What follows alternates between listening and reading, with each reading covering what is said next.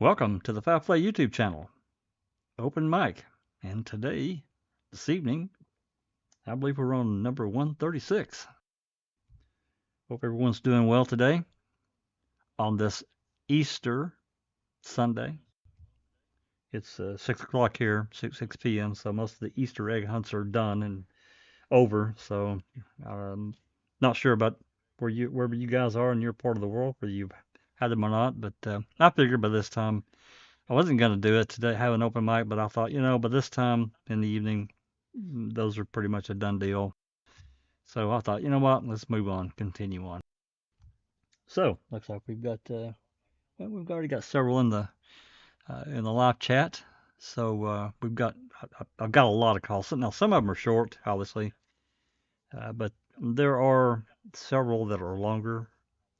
So anyway, before we get into all that, um, let's say hello to who's in Discord here with me, Alice. Hi, Jack. Hi, everyone in chat. Great to see you all. Looking forward to what these calls are going to reveal.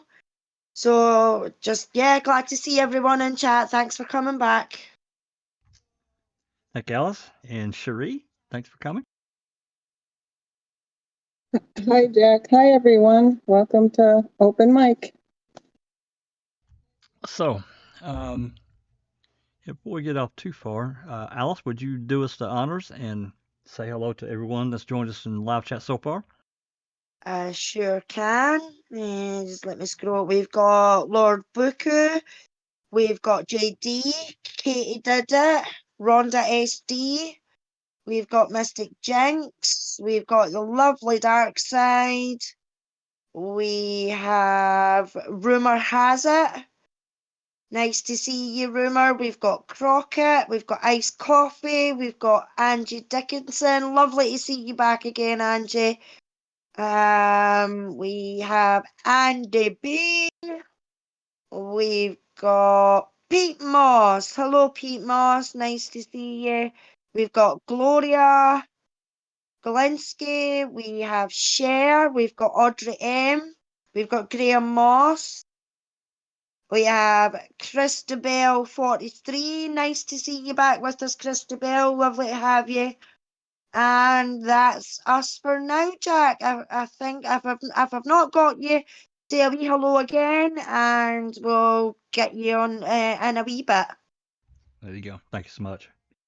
Yep, we do welcome everyone, and we really appreciate you coming along and going back in time with us to these 2005 calls. They are, I heard some things today and last night and over the last few days going through these because there's hundreds of calls, hundreds. But we're not listening to everything. And I do want to make mention before we get started that they're in this range of calls because they're looking for people for security. I swear there were two like 35, 40-minute calls. Pretty much the entire 35 or 40 minutes, this Lieutenant Syme was looking for people to come in. I didn't really include. There may be in one bit that was not associated with any of that I may have pulled out of one of those extended calls. I mean, they're over a range. It's like it'll be on the 7th, from 8 a.m. to 2 p.m. It's a range of time. So anyway, just wanted to make sure everyone understood it. And I'm not playing every single call. These are the ones that as I go through and I listen because there's others that are absolutely. I mean, I guess they're somewhat relevant. People calling from the highway department. I'm not including that. Everything's in the playlist, by the way. So there's no secrets here. I'm not playing anything that's not available publicly and has been. But going back and looking at these now, it certainly brings a different light, greater understanding. We can talk about it smarter. We know more. Like the reading with the crew yesterday and that presentation that Dr. Neverly gave, and it's absolutely mind-bending what they did. It's right there in black and white. You cannot miss it at all. It's right there. So anyway, I did make one mention that on I can't remember exactly which video, one call, I think it's actually a jail call. We do have a guilter, but they're being extremely civil, and they're open to listening.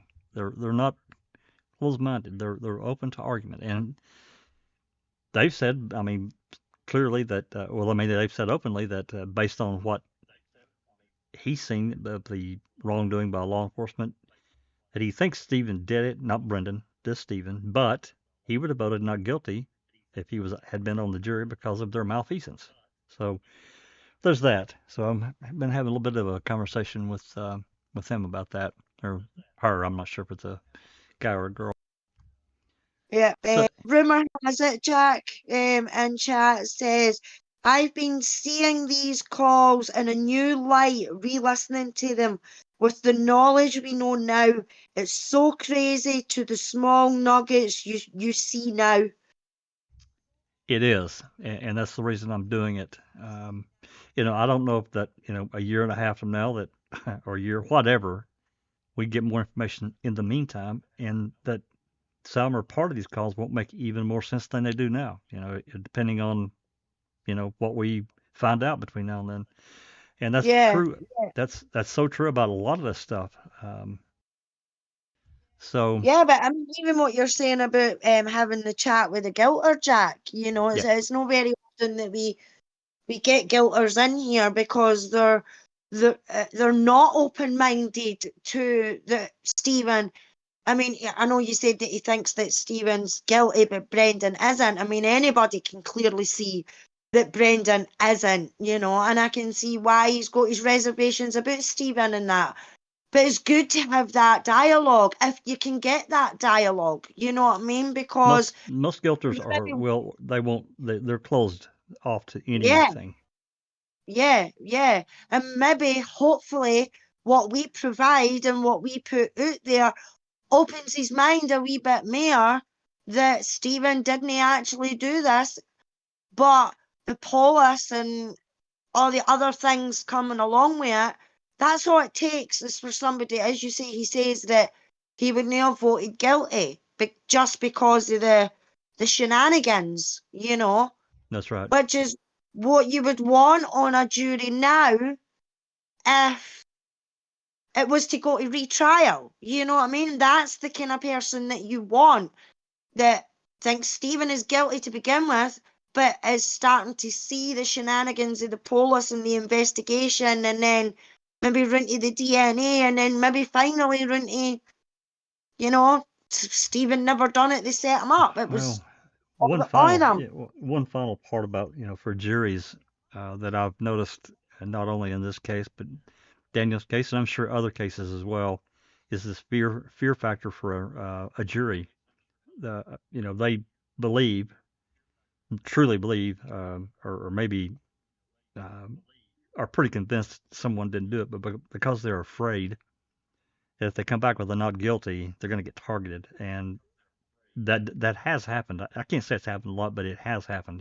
A jury becomes targeted, but you never want a jury to have to make a decision. That should never ever be part of the equation, and I know that it has been, and that maybe even in both of these cases, I think it played Yeah. some part. It's even in Luke's case now as well, Jack. Sure. But the thing is our juries. I mean, over there where you are, when a jury is done and the trial is done, they can go out and they can speak about it. You know what I mean?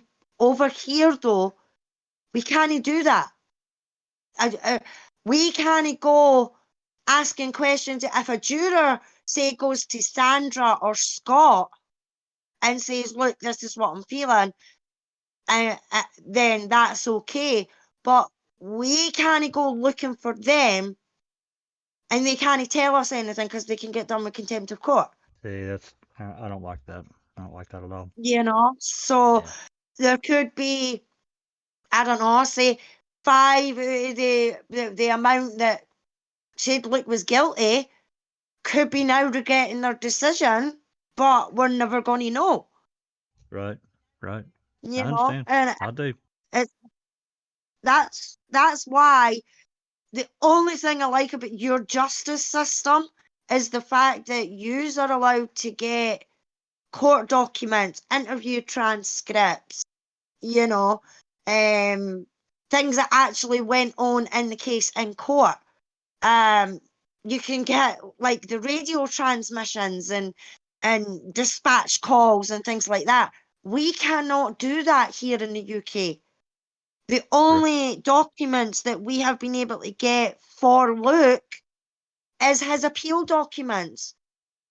Yeah, you really need the pre-trial and trial, all that stuff is really what you need. Yeah, exactly. But we're not allowed to get that, Jack. You know what I mean? Right. We can't even ask for the interviews of the police and Luke. You Sure. know, it's just madness. Why not? What are they trying to hit? Because I think, in a sense, our coppers, even though they're not supposed to, still use techniques of the read technique. You know. Yeah, I mean, sunshine's the best disinfectant that I'm aware of. Open it up, let everyone see what happened, and you know, we expect our jurors to, you know, arrive at a decision based on what they saw.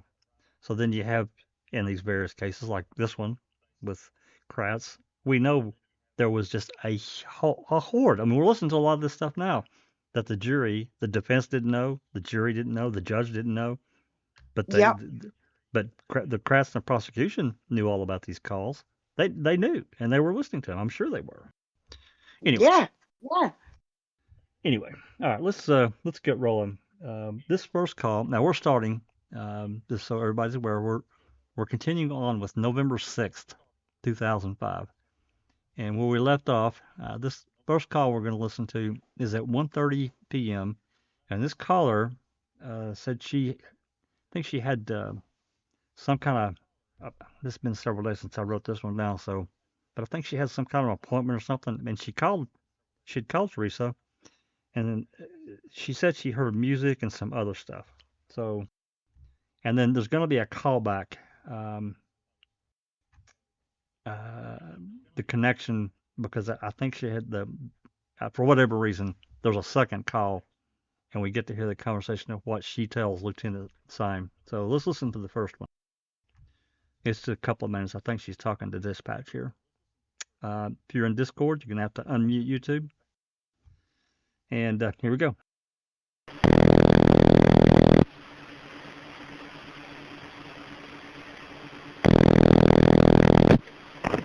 Manitowoc County Dispatch, this is Susie. Hi. I'm not sure who I need to speak with, and actually I'm not sure if it's relevant or anything, but the photographer Teresa that is missing, I had been corresponding with her. She was supposed to come shoot my business on the 3rd, and actually on Monday the 31st, I called her to cancel because we had ran into a few problems. And it was around 1:30, 2 o'clock, and I was not really paying attention on the phone, and when it answered on her end, it just had music.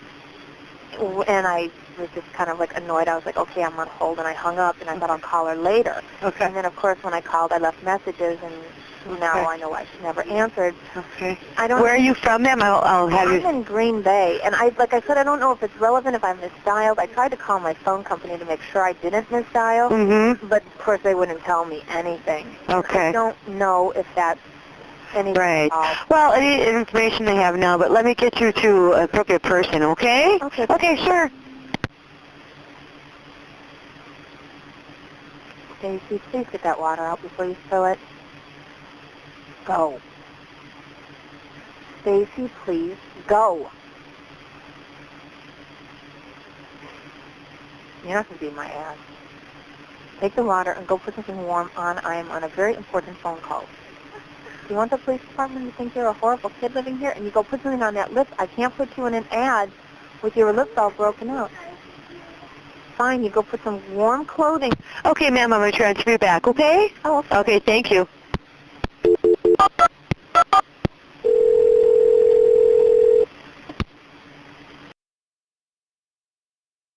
Okay, so this transfer is actually the second call. So just a second. which this is it's weird to me anyway, but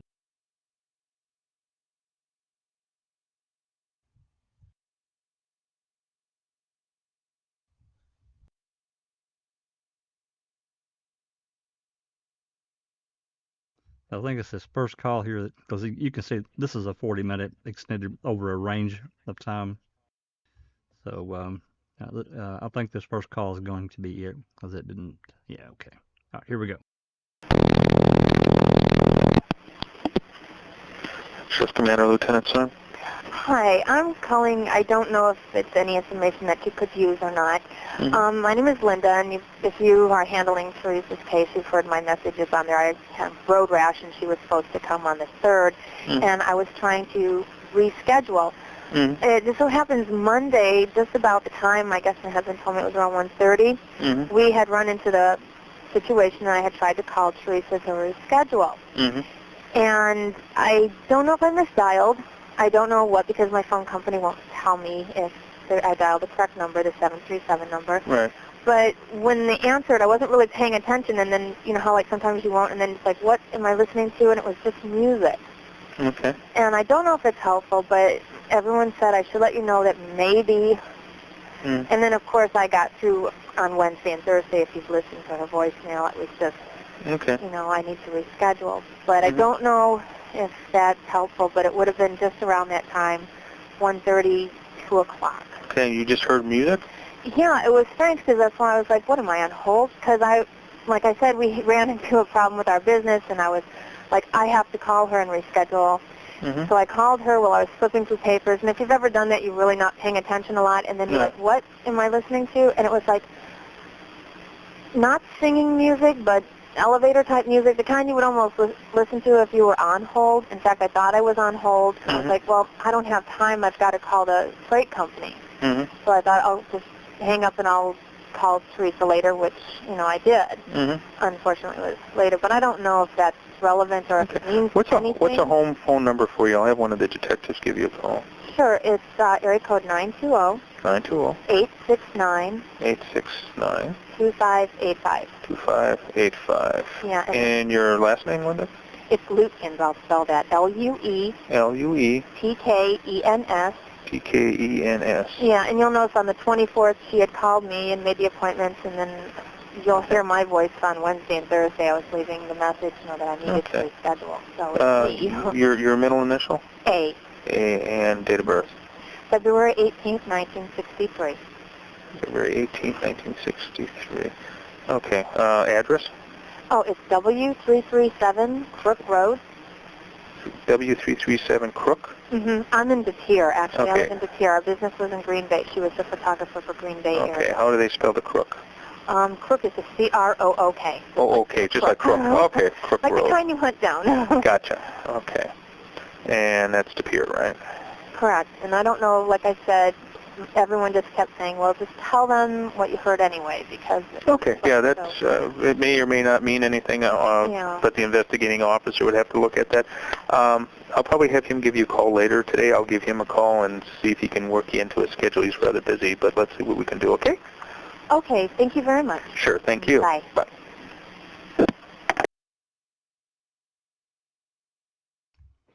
So kind of a weird call. You know, when she said she called her cell company and they wouldn't tell her anything, I don't know. I know back then I could go online and I could look at my account and I could see. I mean, sometimes, you know, things wouldn't be necessarily right up to date that very second, but within a couple of days, you know, calls from a few days prior would show up. So I'm not exactly sure that why she couldn't do that. Maybe they didn't offer that service. I don't know. But kind of a weird call. So I thought, you know what? I'll just go ahead and play it.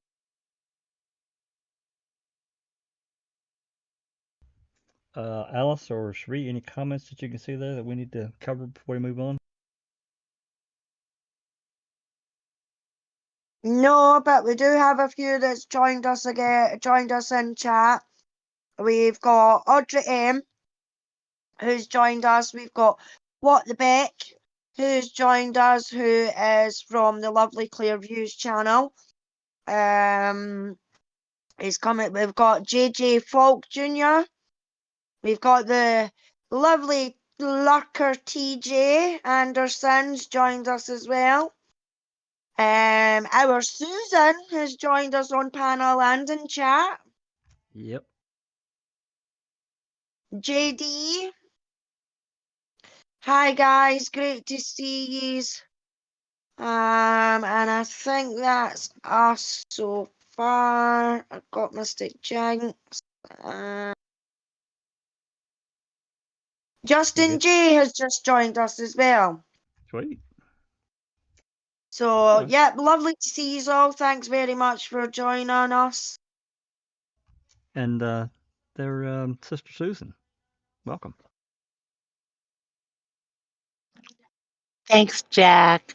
Just got home from work. Sweet. Well, it's always good out making money. That's what we like. We like money. Yeah, it helps. It does. Absolutely. All righty. Well, this next call is another interesting call. Let's see what I pulled up here. Now, as you can see there, if you look, it's about 11.5 minutes. Now, there is some breakage in here a little bit, but this is Carla Avery calling, and it's interesting this phone tag that gets played and some of the things that when she gets put on hold, you can hear some conversation that she's talking to. I don't really know who else she's talking to, but it's an interesting call. Now, I'm not going to play. We'll break. I'll probably break it at a couple of different points so we can discuss what's going on here. But this is an interesting call. This is the 6th, so they've taken over the property the day before, a little more than basically 24 hours earlier. So it's let's just get to it. So here we go.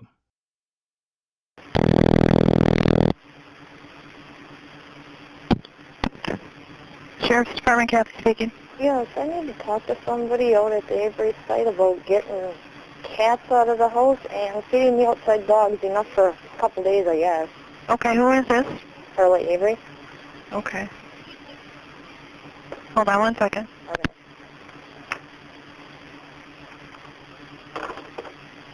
Settle.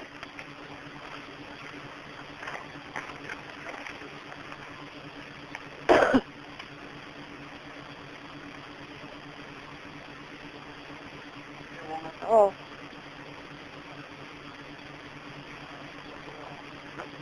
That is a bunch of bullshit. Oh, I'm on the sheriff's line waiting.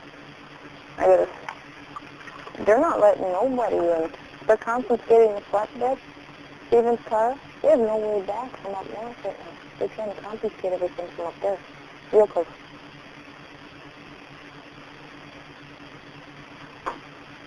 Why are they confiscating the flatbed? No. My dad and them guys are dealing with it right now up there.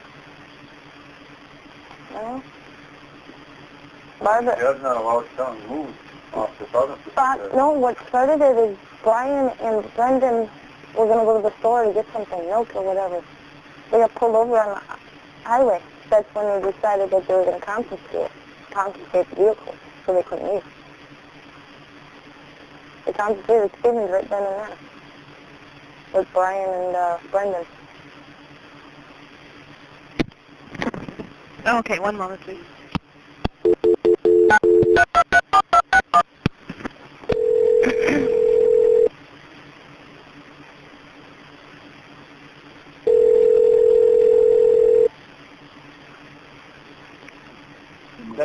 Hi, John.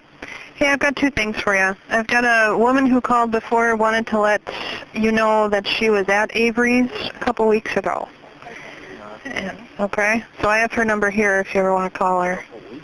Yeah, before Halloween. Before Halloween. Yeah.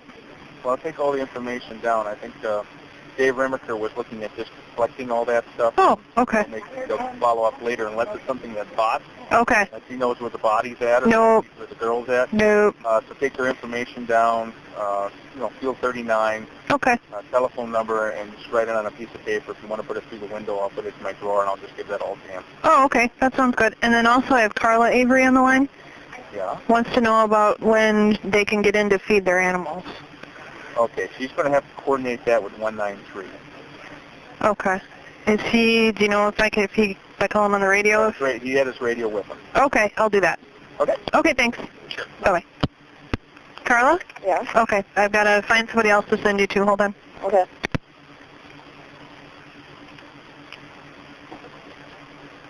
I don't know.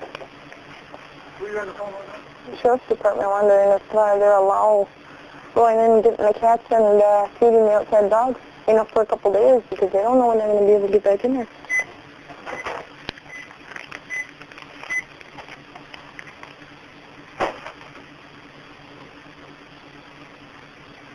That I can't understand. Yeah, that's bull. And like I said, the boys need clothes for the school. Barbara.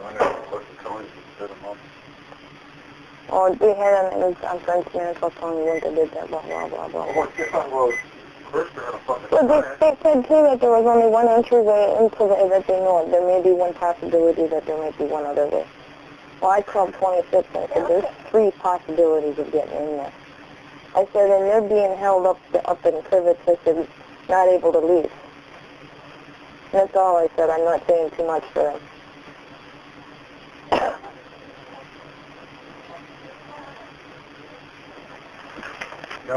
But they need to know that there is more possibilities of one entryway into that place. Oh, no, there's 3 of them. It's not 4.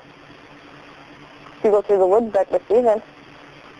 Yeah, you still can get through with the cornfield. Yeah. So my main thing is the 2 back gravel pit areas, and then it's tough. You get 3 entryways into it. But it's too dry.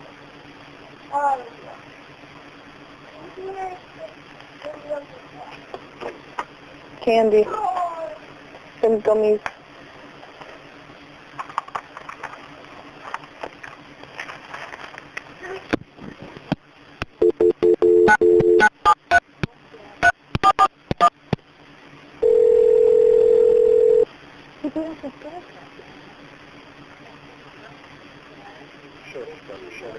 Hi. I didn't know if this was the right number to get you at. I have Carla Avery on the phone. She wants to know when they can get in and feed their animals. There is no animals at this point. Oh, she said there were dogs and cats. Hold on. Just wait. Let me talk to Mark. Okay.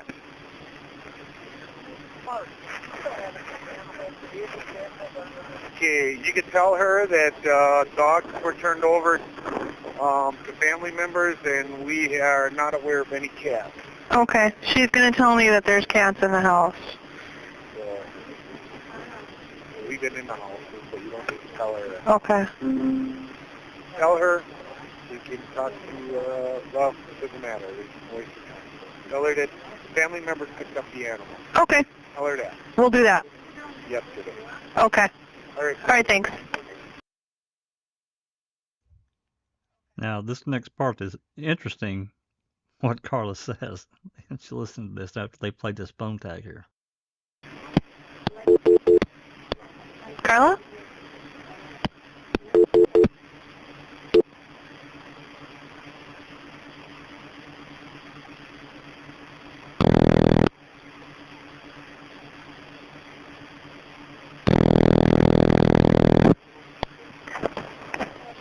Sheriff's Department, this is Michelle. Can I help you? Yes, this is Carla Avery calling back. Okay, hold on a second.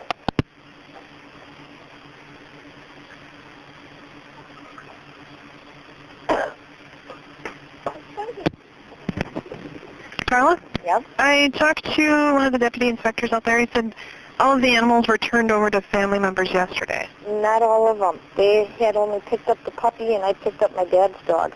Oh. But there's 3 outside dogs, and there is still a cat in one of the trailers, in my aunt's trailer. Oh, okay. See, and I can't understand why they don't let her there, because her land is actually, well, it's connected, but it's in her name. I don't know. And she also needs clothes for her boys, for school tomorrow. Oh, jeez. You know, and she's on a hold still. That's why she wanted me to see if I could get in. I know. I came in last night and got the wet, muggy, new, stinky dog. Yeah, but there were some outside dogs, too? Yeah, there's... Would they have taken off with all the commotion going on there? No, they're tied up. Oh, they are? Yeah, there's one by one trailer, that's by Stevens. And there's, I don't know if Barbara's got one or two. I know she's got one outside for sure. And she's got a cat in the house. But she figured she'd be able to get back in the house today, so it wasn't going to be no problem. And whose trailer again? Barbara. Okay. Dassey. Yonda. Sorry, Yonda. That's okay. Okay, hold on one more second, okay? Okay. Do you guys want me to heat up the pizza?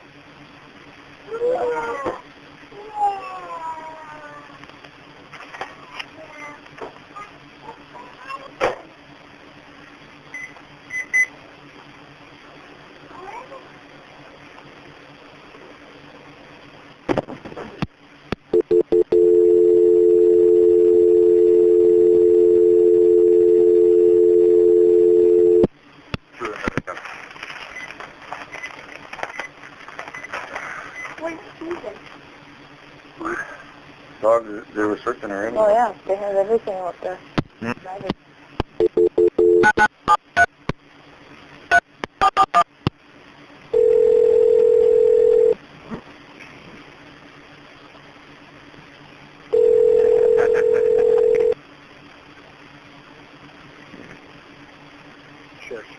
Hi, Mr. Shutter. It's Kathy again from Dispatch.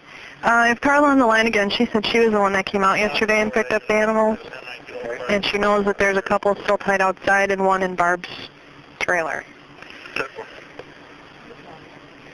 We have not seen any animals. If we come across this, we speak her number. Okay. Okay. And she's also calling for Barbara, who wants to know if she can ever get in to pick up some clothes for her kids for school tomorrow. I can't answer Okay. that. The answer would probably be no. Okay. At this time, her best bet is to have Kelly McCowney. She can go Okay. tomorrow. But Okay. you have to make arrangements. Yeah. Gotcha. All right, thanks. Bye. Carla? Yeah? He said that they haven't run into any dogs or anything out there. So, I don't see how they didn't. There's one behind the garage by the trailer. Okay. Yeah. You see how ridiculous this is? How could they not know about bear? How could they not know? I mean, please, somebody tell me.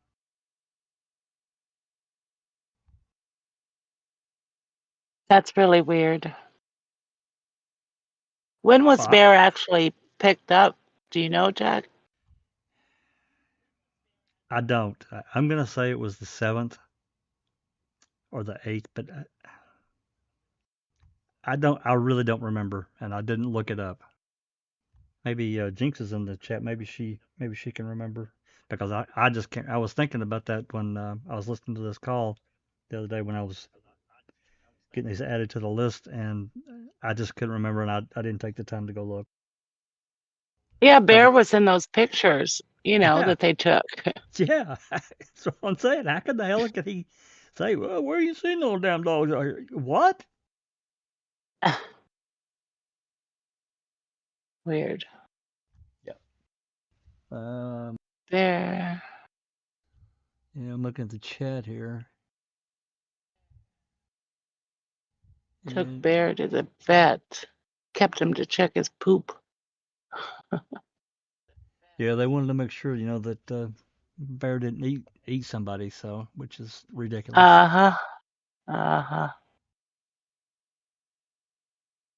Yeah, I don't remember what day exactly. Anyway, let's get over here so we can. There's just about a minute and a little bit over a minute left in the call, so let's finish it up. He asked me to get your phone number, and he'll give you a call back if he's going to go out and take a look. Okay. Yeah, they're both back by the two trailers back there. Okay. One in between the trailer and garage, and the other one by the white trailer right behind that garage. Okay. What's your phone number, Carla? 776-1193. Okay. And he's not sure about Barbara being able to get in tonight before school tomorrow. He suggested calling Calumet County, having her calling Calumet and see if they can get some clothes for him or see what they can do. 487 dispatch. Well, in other words, she's got to call Calumet County and see if either she can get in there, get some, or if they'll bring some out. Exactly. They'd have fun because there's 4 boys. Oh my gosh, I'm sorry. Okay? Okay. All right. Thanks. Sure. Bye.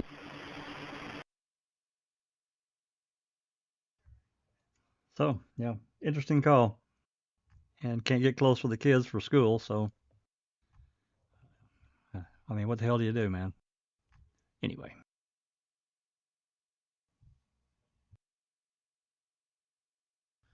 Okay, so this next call, let me see what I wrote down here. Mystic Jinx says Barb picked up the cat on the 6th and it's in Emerald Report. Okay, that's interesting. Okay, maybe I guess after this call, because she had said earlier she had Barb on hold, so I guess maybe Barb just went down there, because I've not run across any call from Barb in what I've went through for this, so she probably made a call or said, "Hey, can I come down there?" Or maybe she just showed up. I don't know. If she's in chat, maybe she can tell us. I don't know, or maybe we can ask her at another time. Interesting. And I'm sure that, if they were in the house, I'm sure the cat probably ran and hid because, they don't know what the hell's going on. Don't know these people, so. So this next call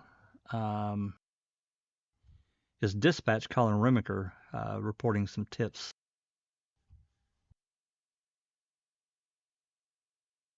Wait, that's wrong. Damn it.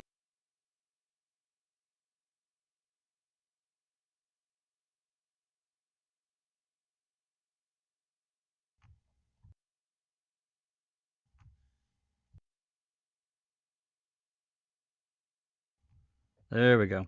So it's at 4:59 p.m. It's pretty short call. So let's take a listen.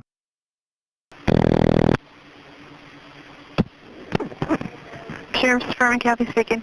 Kathy Remaker. Hi. Say, good, how are you? Good. Calumet County sent over a tip on this girl. Okay. John just told me to kind of group all these tips together and get them to you. So this one is boater on Long Lake, known as 4 to 5 floating empty detergent containers, appear to be anchored down. A boater on Long Lake, notice. 4 to 5 floating empty detergent containers that were anchored down. They're anchored down? Yeah. Like marking their good fishing spot kind of thing. So that's one. Okay. And a couple went to Avery's the week before Halloween, and they wanted to tell you the people that were there. 21-973-834. Okay. Did they tell you who was there? A Lyle Roeder and a Mexican guy and another girl. Okay. So I'll leave all this stuff here. Yeah, we're not going to be able to follow up on all these. I know. I just told them if there's anything they need to talk to him about, we'll call him back. If you maybe could just grab like a manila folder, and any calls you get or information you take, just put it in there. Okay. Label it. Like an accident jacket, Avery. 443. Hold on 1 second. Yep. Just got ambulance to my location. 933. 933. 10-4. Can I advise him what you have there?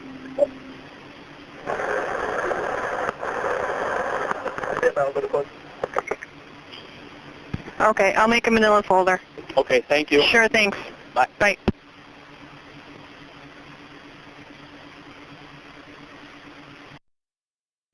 Okay, so a tip, and there are a few of these. I think in this batch of calls I've got. This next call, and this is not the first one of these. This is an ADA from, I'm taking it from Manitowoc because I didn't recognize the name being from Calumet, calling wanting info on the Averys. So let's take a listen. Let me get this link in. And in the meantime, if there's any comments or whatever, let's get them addressed.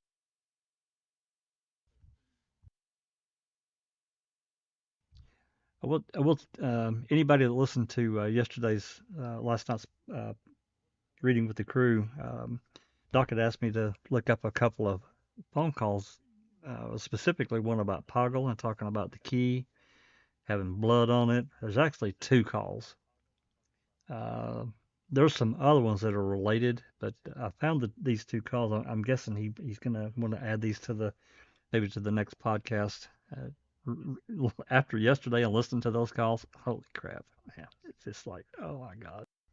Anyway, this is an ADA from Manitowoc calling, wanting.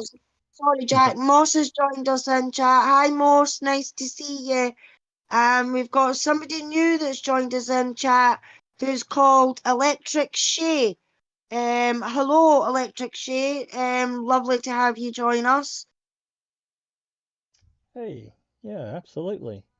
Hey, Mose, glad to see you, buddy. And Electric Shay, welcome to Foul Play. We are listening to very old dispatch calls from, well, right now we're in the evening of November 6, 2005. So we're kind of in the midst of this looking for a missing person. So anyway, as I said, this next call, it's a couple minutes. This ADA wants information, I think, on the Averys, and he's going to call back. He's going to want more information on some other people too. So I think that may be the next call as well. So this couple minutes, so let's give it a listen.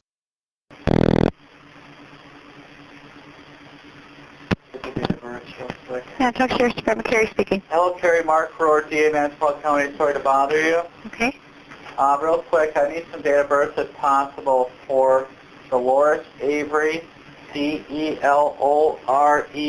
Avery. I don't have a date of birth, nor do I have a middle initial. I couldn't do a 27 on her. But I'm going to give you the address of where she resides, which is 12932. 1 second, please. You said Dolores Avery? Yes, Dolores Avery. The address that she resides at is, it's all different. It's 12. Okay, hold on 1 second. Sure. It's 12932 to 12928. You know, Mark, I hate to say this, but in that file that you have on today. I was looking, but it's like a whole mass of stuff. I'm looking through it. I found Steve's foot, but the other one's looking hard. I'm going to be doing piecemeal. I've got her address, I think. Okay, what other information did you need? Okay. I see a question. I'm going to go ahead and answer it. What is a 27? Rumor has it asked. I think that's like an in-house. I think they have various levels of in-house reports that they can run. It's not stuff that we see for public consumption. But anyway, I think it gives like a rundown of that person if they're in the system, if there have been any arrests and that kind of thing. I believe that's what a 27 is. If that's incorrect, if that's incorrect, Jinx, if you know something that's different than that, please add it, or anyone else for that matter, please add it into the chat. But I think that's correct because we've had other officers like Jacobs. He called numerous times to have a 20 and in-house report ran, which I think is it's another report. I don't know if it's more inclusive or less. I'm not sure, but I know that there's different in-house reports that these people can run. So hopefully that clears that up. I don't. Darkside is asking, did she say that file? Say that again. Darkside is asking in chat. She must be. I think she's on about the dispatcher. She's asking, did she say that file? Is that what you're meaning, Dark Side? I'm not. Yeah, I'm really a little unclear about what she means by that file. I'm guessing that Yeah, maybe. she's meaning the dispatcher, so maybe go back a wee bit, Jack. I think she's meaning the dispatcher. She says yes. So she thinks the dispatcher said that file. Something about a file. So All right, I'll go back 15 seconds. Hopefully it's within that span.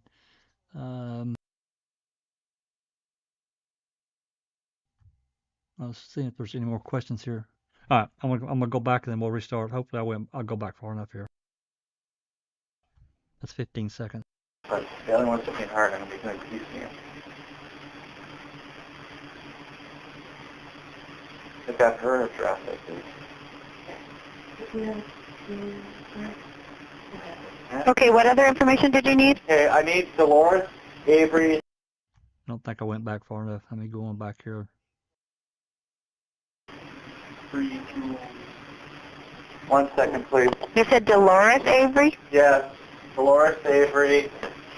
The address that her resides at is, it's all different addresses. It's 12. Okay, hold on 1 second. Sure. It's 12932 to 12928. You know, Mark, I hate to say this, but in that file that you have on today. I'm looking. Right there. She said that file something. I couldn't make it out. Could y'all make it out? And I've got it as loud as I can get it without going into some software and amplifying it. no, I picked up on file. Whoever it was she was talking to somehow. Did you see that? Something in that file? Yeah, that's somebody in the office there with that ADA, a secretary or another ADA, and they're talking, and she said in that file or something, and then something else afterwards, but I couldn't make it out. Maybe Yeah, not new. Maybe that'll be a project. Hey, Jazz Naz, newest shiny mod. Woohoo! All right, let's continue. I was looking, but it's like a whole mass of stuff. I'm looking through it. I found Steve's quest, but the other one's looking hard. I'm going to be doing piecemeal. I got her address, I think. Okay, what other information did you need? Okay, I need Dolores Avery's middle initial and date of birth. Okay. If you can find it, just on that. She resides on Avery Road. Okay, and the other? I need Yandra. Let me give you the names real quick. Dolores Avery, Alan Avery, same address as Dolores, and that's A-L-L-E-N. Okay.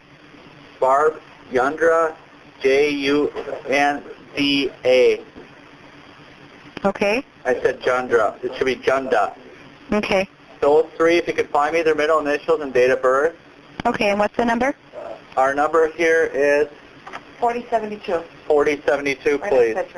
That's on Centrix. I'm in the office. Okay. Thank you. Thank you, bye. Bye. So, yeah, I don't know that that other that you heard there, Darkside. That's going to take a little amplification because I could not make out what she said about that file, but I did hear it. So. Yeah, Rhonda SD said Mark Wiegert has a lot to answer for. That wasn't Mark Wiegert. I don't think Rhonda. That was No. Mark Wiegert. That was the DA at the time. ADA. That's the ADA. That wasn't Roar. Yeah, that wasn't Roar. That was one of his ADAs calling for this information. I'm sure that they're probably calling to get search warrants prepared to get DNA and all that kind of stuff because this is the 6th, moving into the 7th. Because if I'm remembering correctly, the warrants were prepared on the 7th and they didn't get served until the 9th. I think that's right. So this next call is a little bit longer, and it is this ADA calling back, wanting, again, information on other people. So if there's nothing else, let's give this a listen, and then we can, if I need to stop, then I will. And by all means, if you guys hear anything in the background, just tell me in the chat or on here, and I'll stop. All right, here we go.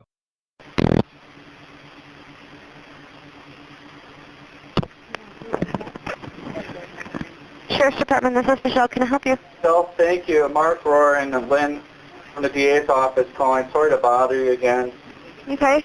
I'm looking for a date of birth on a Bobby A. Dassey, D-A-S-S-E-Y. The address is Avery Road, but Avery. actually he was born in October of 86, but we don't know the date. October 18th. Or 18th. Okay, is there any way that, do you want the other kid? Is there any way you can look in your system to find out the siblings? If we give you the names? I can look up each of the names, but I don't know if there's any relation or siblings. None of my stuff will tell me that. Okay, but the names itself. All right, here. Brian. What is it? Brian. Yeah. Is it? Dassey? Yeah. Brandon. Okay, hold on. If you're going to give me a whole list at once, then I got to write them all down.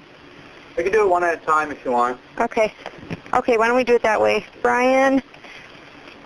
The same address as Bobby A. I have no Brian Dassey. Brendan, B-R-E-N-D-O-N.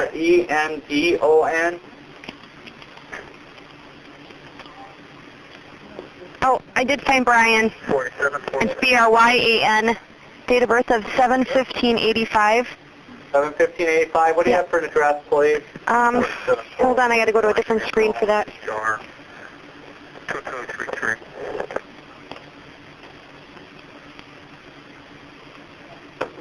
Wait, number again. What?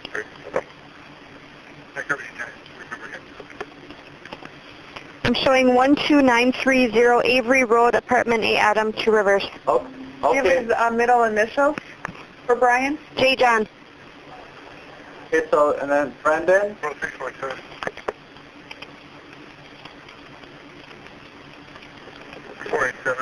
Brendan R. Robert, 10/19/89.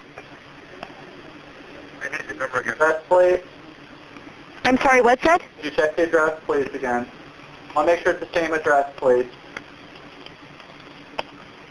12930 Avery Road, number 8, Adam. Okay, last name? I'll be honest with you, I don't know how to spell it. Okay, what is it? Blaine, D-L-A-I-N-E. Taking a stab in the dark on that one. Dwayne Dassey? Blaine. B as in boy. L-A. Okay, it's just real hard to hear you guys because you have me on speakerphone. It's just real hard to hear. Here, we'll make it easier. Okay, Blaine Dassey? Right. Okay, that's much better. Okay. All right, let me try this.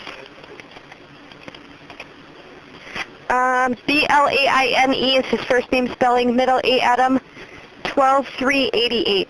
12388. And the address they want to confirm? It's Avery Road? Yep, same thing. Okay, is that it? Yep. Okay, thank you. Sure, no problem. Bye. Bye-bye.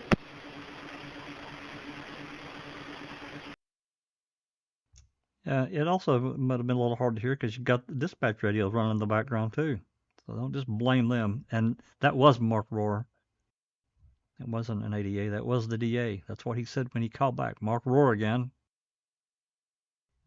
So call and get all the information on the Dassey boy. This is November 6th, 2005. Cops, how can the cops have that information if they've never been in trouble? I mean, especially Brendan. Well, maybe there's something in the system that allows them that has been filed.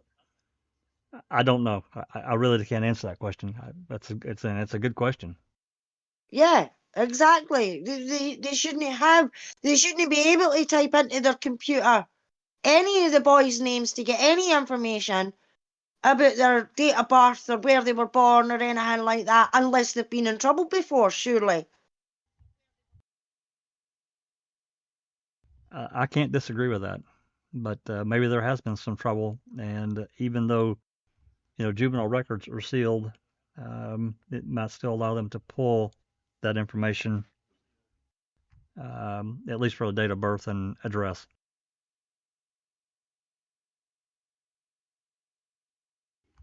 I just Oh, find that strange.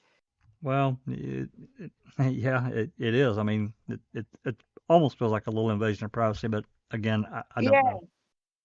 yeah.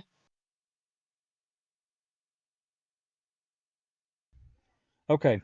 But Katie doesn't say driver's licenses, but not for Brendan. Yeah. Yeah, I don't know of any kind of incident that Brendan had at this point at all. I'm not sure where they're pulling that info from. No idea.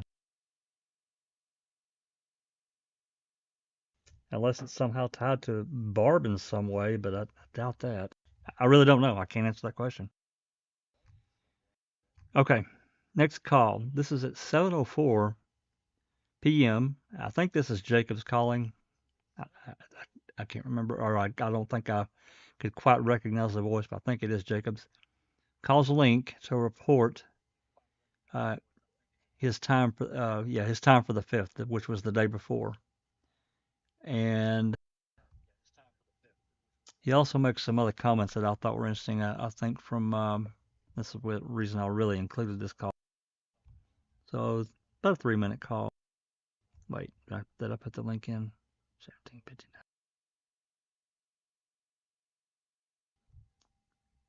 I did not. Hold on, that's the wrong one.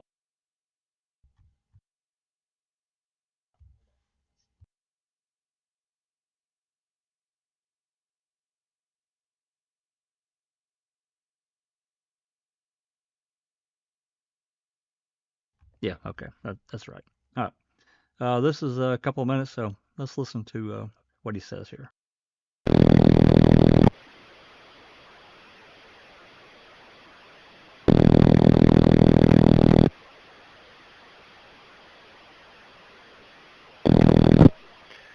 Lieutenant Link speaking. Hey there, boss. Yeah, where you at? I am in Two Rivers. Okay. Supposed to meet the DA and the Calumet County DA to get some more search warrant signed. Oh, okay. Some with Detering. You want to adjust my time card for yesterday? Did you notice he just said he's with a DA and ADA and Wiegert, and also I'm with Detering? And I don't think we have a time on the CASO report where Detering says that Jacobs went back over to the zippers on this day, the 6th, and got that recording of the zipper voicemail, or the Teresa voicemail at the zipper's answering machine. I don't know that this is the case or at this time. I just heard that and I thought, okay, that's weird. Anyway, thought I would just throw that in there. Yesterday? Yeah, what do you want? I think I had 12. 12 hours over? Yeah. Okay. Because I got called in at it was like 11:08, I think the phone rang, and I got home at like 11:30 last night or something. Okay. So,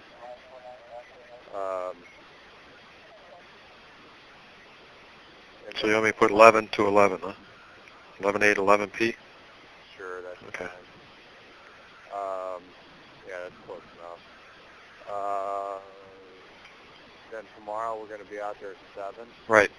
Are we meeting at the department before we go out? Yeah, we'll probably meet here between 6:30, somewhere in there. All right.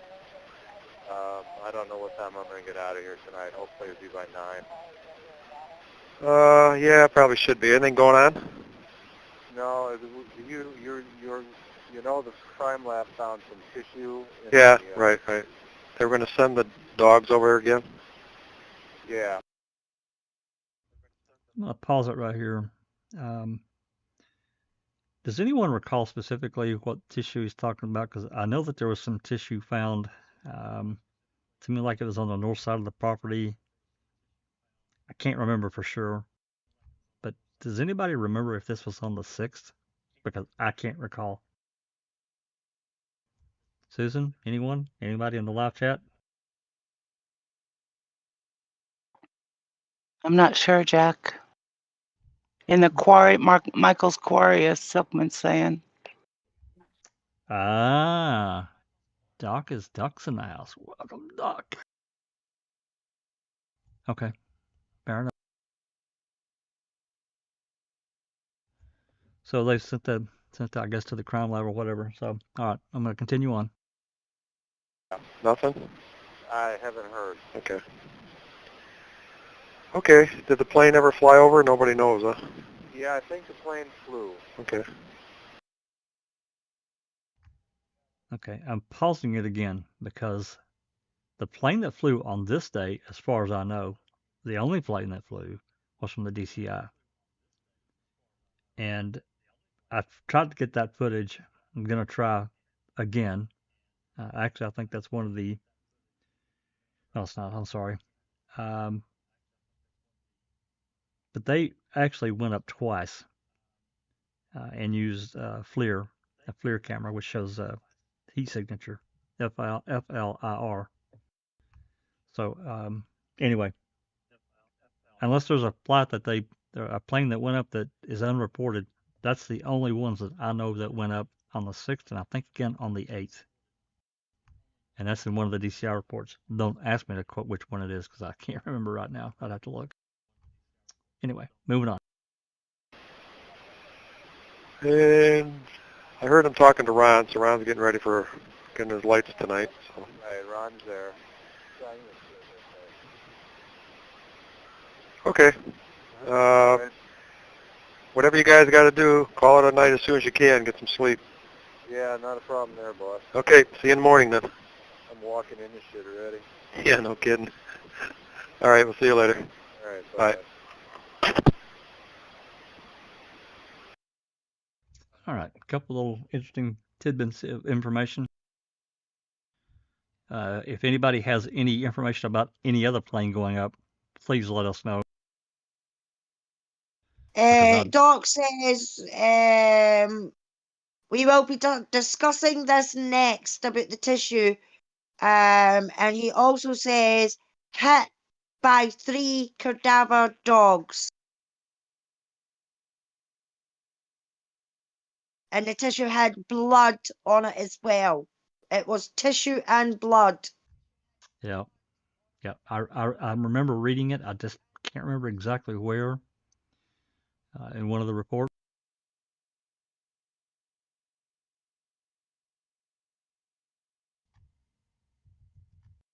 But as far as I know, that didn't come back to anything, did it, Doc? I don't think it did.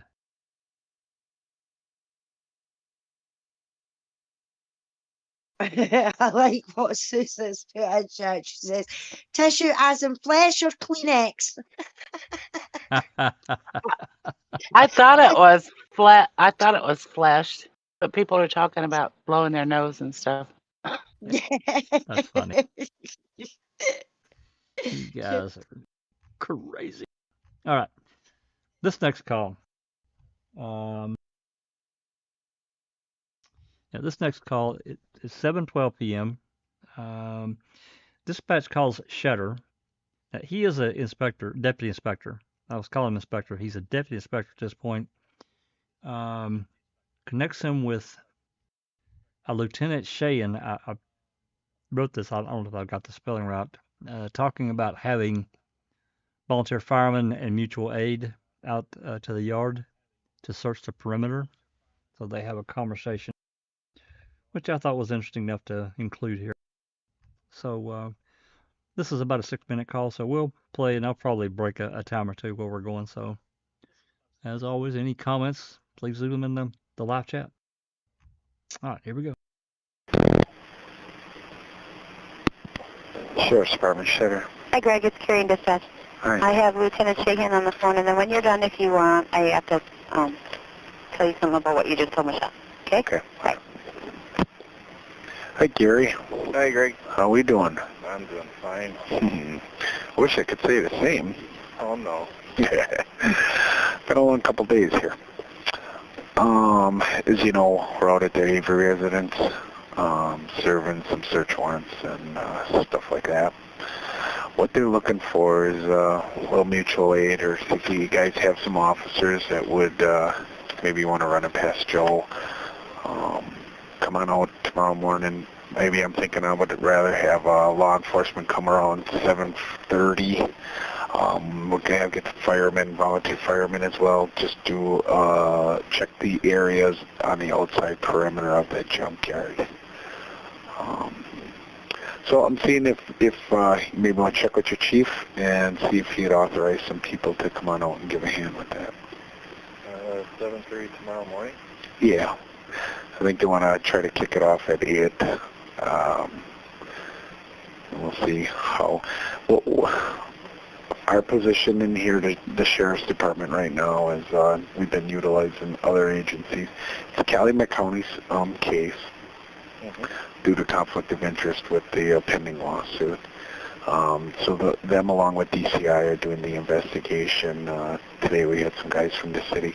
Pretty much our guys don't go anywhere without somebody from another.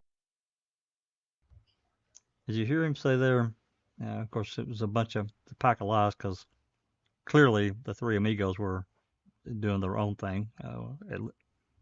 24 hours earlier, they were in Avery's trailer collecting blood. Didn't tell the crime lab, which wasn't there.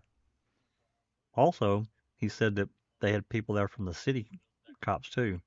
And that goes directly to the 207 photos that I still can't get that Officer Block took that I keep bitching about. Really bothers me. What's on those 200 photographs? I want to know. Anyway, I want to make note of that while we're going. A law enforcement agency. So if you're in the mix, it's just kind of nice. I'm going to try to get some of my guys in. And I'm not saying you need to get every one of them.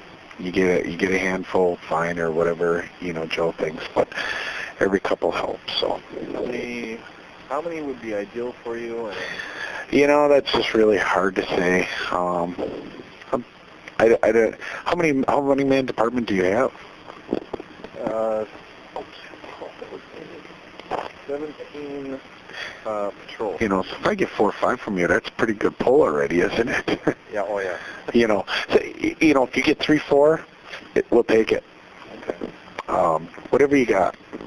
And I'm not saying call in the cavalry and start making people, if you got a couple guys on days off, that's what I'm going to do. I'm going to pull my guys, if they're on their day off, see if they can come out and pitch in. I think we'll, have enough help, but, like I said, if we can get enough people there and we can do 2 teams, and what's beneficial about your officers is, not that they'd be lead, but, they're mixed in there with law enforcement and fire personnel, and it isn't just sheriff and that way, so. Well, depending on if I can pull PSLOs tomorrow. Right, that's right. You may want to run it past Joel. Right. And, I understand where we are, and, it's just an area search, but I'd make the phone call, and I'll say, hey, we'd help, but one way or the other. You may just tell me, go ahead and call out, 5 people on overtime, too. Right. So whatever it is, and where would they meet? Meet right out at Highway 147, and they wouldn't each all need their own car. If they can come in a couple cars or 1 or 2 cars, that'd be great. We'll meet out at 147. Law enforcement could probably come right into the command post to come down Avery Road, and I think we're going to try to keep the firemen out on the highway because they're probably going to get real boggled up real quick. Okay, 1 or 2 cars command post, which is on Avery Road. That's to the east of 147, correct? That is correct. It's between Larrabee. I'm kind of losing my brain. It's getting fuzzy here. It's between, the easiest is it's between Larrabee and Michigan. That's the easiest. And we got state troopers that are manning the control points around it, so they'll see that. Okay. Do you need any specialized help? Sounds like the area search is going to be for evidence. Just basically, we're making sure she isn't laying out in the weeds somewhere out there. Tell them to dress appropriately. We're talking boots, jeans, if they just want to throw whatever, work pants, if they want to wear their uniform shirt, no need for them to come in full dress uniform and get. I mean, there's guys out there wearing their hunting boots and stuff, and that's absolutely fine with the 2 inches of rain last night. Yep. So just kind of nice if they got their hat, a baseball hat, and if they want to wear their uniform shirt, or even just their jacket. Some guys just throw their jacket on, but tell them to dress comfortably and prepare for the weather that way. And how long, I don't know. It depends how well it goes. And who would they report to at the command post? They can report to me. Do you need call back and let you know? You could try me back at this number or 4224. 4224. And if that doesn't work, just leave a message with the dispatcher. Okay. Okie dokie, Greg. Thank you, Gary. If you need anything else, let me know. All right, very good. All right, very good, Gary. All right. Bye-bye. So they're looking for people to look at the perimeter or whatever. Just make sure they had something on to identify them as a police officer. So interesting little conversation though. So any questions? I did see a question from TJ. Where the hell did it go? Do you see that, Alice or Susan or Cherie?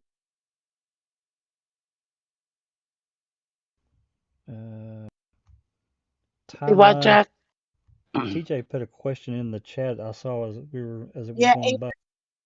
Yeah, he was asking what was the timeline finding the car, the bones, and the key. Mystic Jinx answered that, and she says the car was the 5th, and the bones were and the key were the 8th, and the license plate was the 8th. The electronics was the 7th. And then I think he says had barrels with bones on the 7th, but didn't mention it until bones found in the pit on the 8th.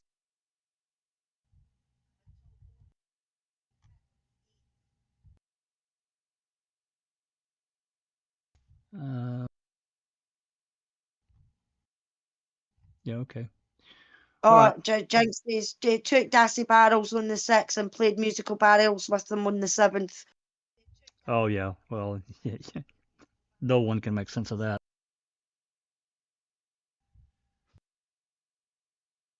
So this next call is the last interesting or relevant, I think, call from November 6th.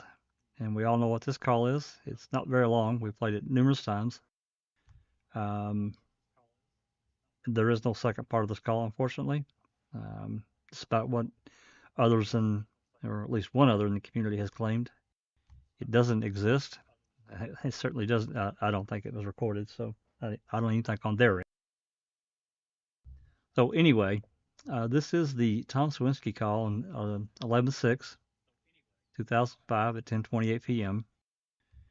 There's a sworn affidavit from his ex-girlfriend, fiance. It says yes, that's his voice, and yes, I do remember the discussion about it. So there is that to go along with what he's claimed, or what he's claiming in his new affidavit to Zollner, and which is, I guess is in Judge Angie's hands. So anyway, it's about a minute long, a little over a minute. So let's take a listen to this one more time.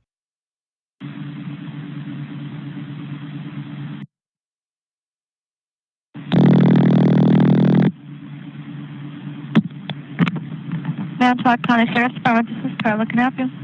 Carla, I don't know if this good information, bad information. Who do I talk to about this? The girl that's missing from Hilbert? I can have you speak with my shift commander. Can you hold on a moment? Thank you. Sure.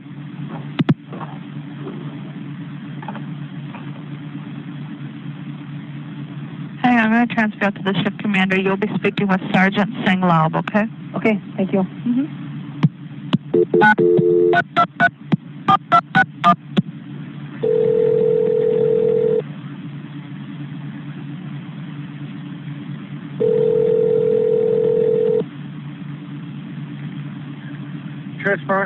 Scott, when I hang up, it's a man on the phone who thinks he has some maybe more leads, and you wanted to speak with somebody on the case. All right, good.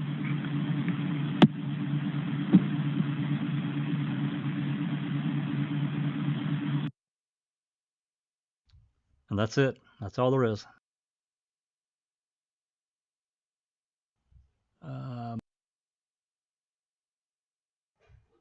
see a comment there from... But the thing is, though, Jack, is it exists. You know what I mean? Yes. KZ wasn't talking through a hole in a hole in her head, you know what I mean? So she said that there was a new witness out there, and you know, and there's proof. And I know that fucking guilters and that are going to come back and say, well, how do you know it's him? Well, I mean, she's probably, her investigators have probably went and spoke to him, corroborated it with phone data.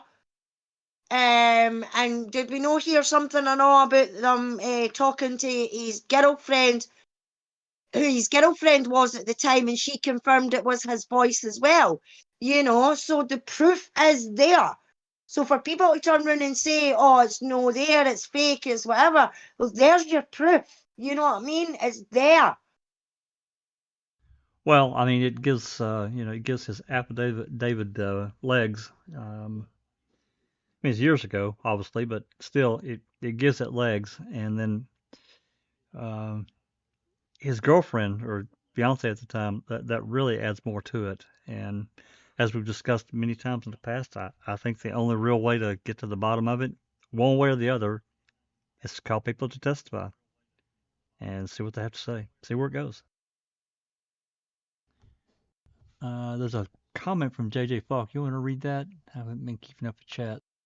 Yeah, he says, so by the time Brendan came into questioning, by this time Kratz had put together a plan to plant evidence, and they seen Brendan was suggestive, so they made it look like he led them to the evidence, but actually they led him.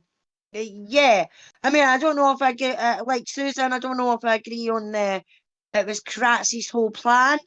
I think Kusurik, Peterson, and Vogel and that had they lot had more to do with that side of things. But you're exactly right.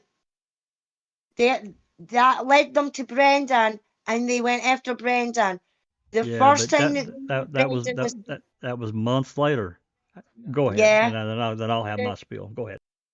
Yeah, they knew that Brendan was suggestive when they done the interview with him in the car, and they said to him, "Oh, you've got 5 brothers, don't you?" And Brendan said yes. And then a wee bit later on, about a few minutes later, he went, "No, I've got 4 brothers." So that was when they knew, and this is my opinion, that was when they knew they could get Brendan, and that's when they went after Brendan. And then everything after that was them feeding Brendan information, not the other way about like they've tried to make it out to be. So I agree with you on that part about Brendan and everything. Well, the only real issue, I guess I've actually got a few issues. I personally don't think that, because they knew very early on that Brendan had been over there, and they didn't go after him. They really didn't go after him at all. And I question that, because if they really wanted to wrap, because I think the word was spread through, at least 3 departments. That's the DCI and Manitowoc and Calumet, if not others. Hey, this guy did it. Wink, wink, nudge, nudge, and that's how that went. And for a lot of these senior officers, they don't have to say anything directly, right? Again, they left Brendan behind after the 6th or whatever, that last interview. No, I'm take that back. Skorlinski went up to Kribitz on the 10th and really went after Brendan hard. But I know that O-Dog was trying to get the recording of that interview. He's been trying for months. He's actually had an open records request in longer with the DCI than the one I've got from last August that I still don't have an answer for. I'm in line, basically. I'm in queue to, for my turn. So he's been waiting on trying to get this recording that apparently does exist. Because if it didn't exist, they would say, hey, nothing like, we don't have any records relevant to your request. End of story. But they didn't tell him that. So anyway, so from the 10th, as far as I know, 10th of November on up until way up into February, they didn't bother Brendan. And I question whatever was going on. I don't think they had a complete plan. After the lawsuit was settled, obviously everything changed. Within a week, things began to move in a different direction. Avery hired Beauty and Strang. Kratz comes out with, and of course they kidnapped Barb and Brendan and then eventually Blaine to Fox Hills for the night. And I do call that a kidnapping. I don't really know any other way to put it because there was no danger. It's a lie. So again, I question what they were doing in this 4 month window. A lot of things happened in that time frame, so I'm not entirely sure that they had put any kind of final touches on it until the end of February, 1st of March. Yeah, no, because in my opinion, Jack, they were going after Jodie. They were trying to get Jodie to turn on Stephen and the family. And when they realised that they couldn't get Jodie, when she put her foot down and said, right, that's it, I don't want to talk to you anymore, that's when they decided to go after Brendan. Yep. And successfully, this kid just wanted to get out of that room, and highly suggestive. He couldn't combat what they were putting in his face. In his mind, he just wanted to help, and he ended up having. I mean, how can someone sit there and admit to the things that he did and think he's going to go back to school? Hey, I got a project, dude. Think I'm going to get out of here in time? Nope, don't think so, Brendan. Got some bracelets here for you, though. It's, what they done to that boy is disgusting, and I know he's a man now, and it's the same with Luke. I know they're a man. I know they're men now. They're fully grown adult men in their 30s, but you still can't help but see them as the young boys that they were when this happened to them. Oh yeah, you know what I mean? Yep, absolutely. It's ridiculous what they done to Brendan. I mean, especially with Brendan, whether, we're no police officers now, we're fathers, and we're your pal, and we just want to help you. But when the Wayne was telling the truth, they're calling him a liar. And it's just wrong. It's wrong on all levels. And the people that can't see that need to go to fucking Specsavers and wash their ears out, because they're not seeing what everybody else is seeing. You know what I mean? Well, I mean, if you believe, if you're going to believe in Avery's guilt, without Brendan, it changes the nature of the case completely. No item FL and no hoodlight swab, and that's two pretty highly incriminating pieces of evidence that were gleaned from Brendan. That Beauty, I just still don't really understand how that could have possibly been allowed at trial. A week before trial, they take Brendan out of the equation. So to me, anything that was associated with Brendan should have also been pulled out. I just don't understand that at all. No, I mean, that's why with Jack, I applaud Jerry Butin in Stephen's trial when he had Culhane on that stand, and I think it was just before he was ready to say, that's it, I've got no more questions, he specifically asked her about Brendan's DNA. By the way, when you were doing your testing and everything like that, did you ever find any DNA belonging to Brendan Dassey? And she said no, and he repeated it again. He's like, not one drop or test came back for Brendan Dassey, and she said no. So I do have to applaud Jerry for getting that in there, because I think he did that as well because he knew what they were going to try and do to Brendan, and he knew it was wrong. And because he was representing Stephen, he couldn't represent Brendan as well. So he tried to do his best to, be on Brendan's side in a way that he thought that he could. So by bringing that up in Stephen's trial to say, well, there was no DNA evidence by the state's own expert, you know what I mean? I thought was a really good thing to do. It's even worse because they couldn't really question where that this, item FL, and the headlight swab really originated. It all came from Brendan. So to me, that should have been a huge thing. That's to me. I'm not a lawyer. You get what you pay for. So anyway, Yeah. Susan, what are you guys talking about there in chat? And what's the lowdown? Oh, we've been talking about Swinski. Oh, okay.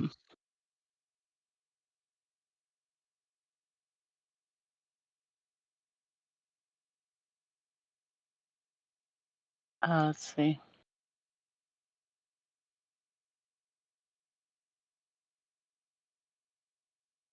And TJ Anderson said it doesn't make sense if Colburn was looking at the plates on the 4th, that somebody was pushing it onto the property on the 5th.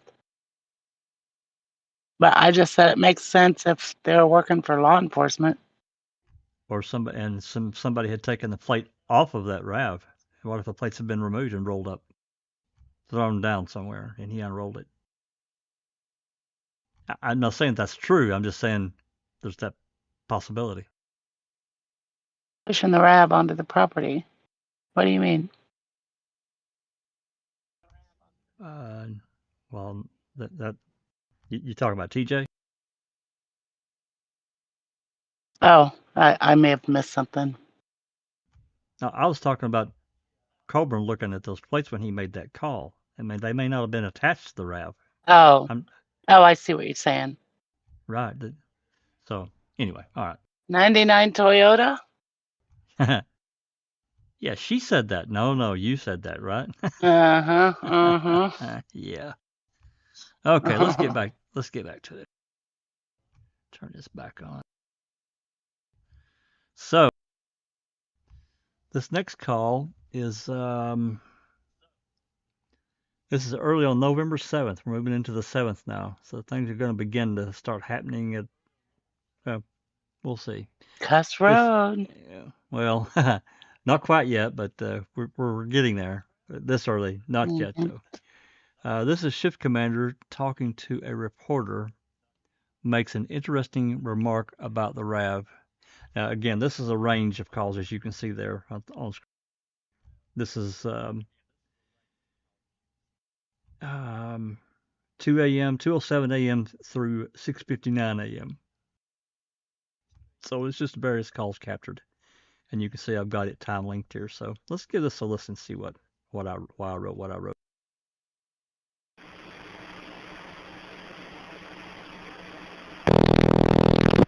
Sheriff's Department Sergeant North. Good morning, Hi, Damon. Good. I just wanted to find out if you had anything on this Okay. I just came in at 4, and the night shift did not pass on anything new. At this point, all the media releases have been through. They've been setting up media coverage. Yesterday, I believe, was their last one at 1:30 in the afternoon. They had, yeah. We have something on that, but okay. I thought, well, maybe since that time, something has come through, but apparently. No, I'm quite confident if the body came up, I would have heard something this morning, and nothing was passed on. What a terrible thing. Exactly. Just hope that maybe it's not that, but it's certainly pointing towards something a little. All right. And to the best of my knowledge, at night, it's primarily security. I don't believe there's a lot of searching taking place.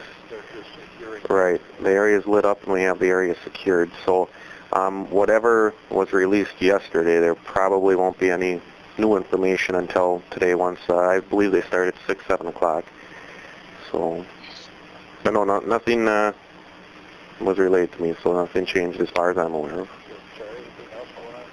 Nope. Night shift said that's about the only thing worth press release would be the Avery, or not the Avery, the missing persons investigation. No, the reason I mentioned his name is it's that property. It's the Avery property that we're on. So anytime we're going to or from a scene, it's the Avery Road or Avery property. But no, at this point, I mean, anybody could park the vehicle there. Granted, it was on his property or on Avery property, but anyone could have parked it there. So there's no specific suspects at this time. Exactly. That's a good point. Because somebody could have tried to So possibilities. So that was the reason I included this call. Anyone could have parked that RAV on the property. I thought that was an interesting comment from Sergeant Orth. Anyway. Yes, it was. Yeah. Any comments else on that? I think he's the only one that felt that way. I think you're right. All right, let's finish this call with this report. Anything's possible. Well, you have a good day, sir. You too. Thanks. Okay, we are finished with that call. Yeah, I thought that was interesting that he said that. Okay, the same call.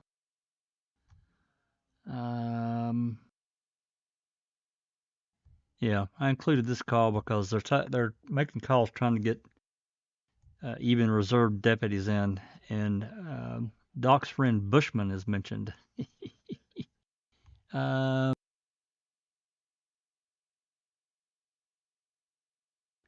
Yeah, Shedder also gives some specific instructions about logging in, getting people logged in and out. They're looking for people to basically to stand security, like I mentioned before. This became kind of a problem for them, but they got it covered, obviously. But anyway, let me get this link pulled up.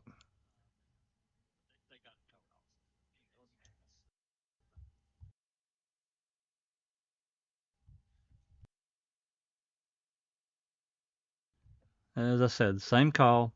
As you can see here, the range is the same. It's just a little bit later. So let's give this a listen.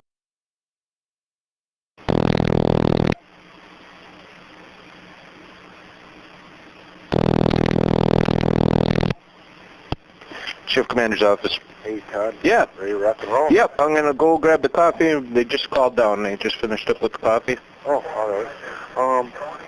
Okay, I got all them guys coming at 7 if they can be out there around 7:30.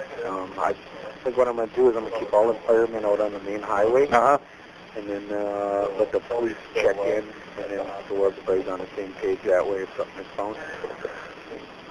I'm thinking with all these people coming, can you just try right across? They're the ones that are always volunteering to go to the fires, right?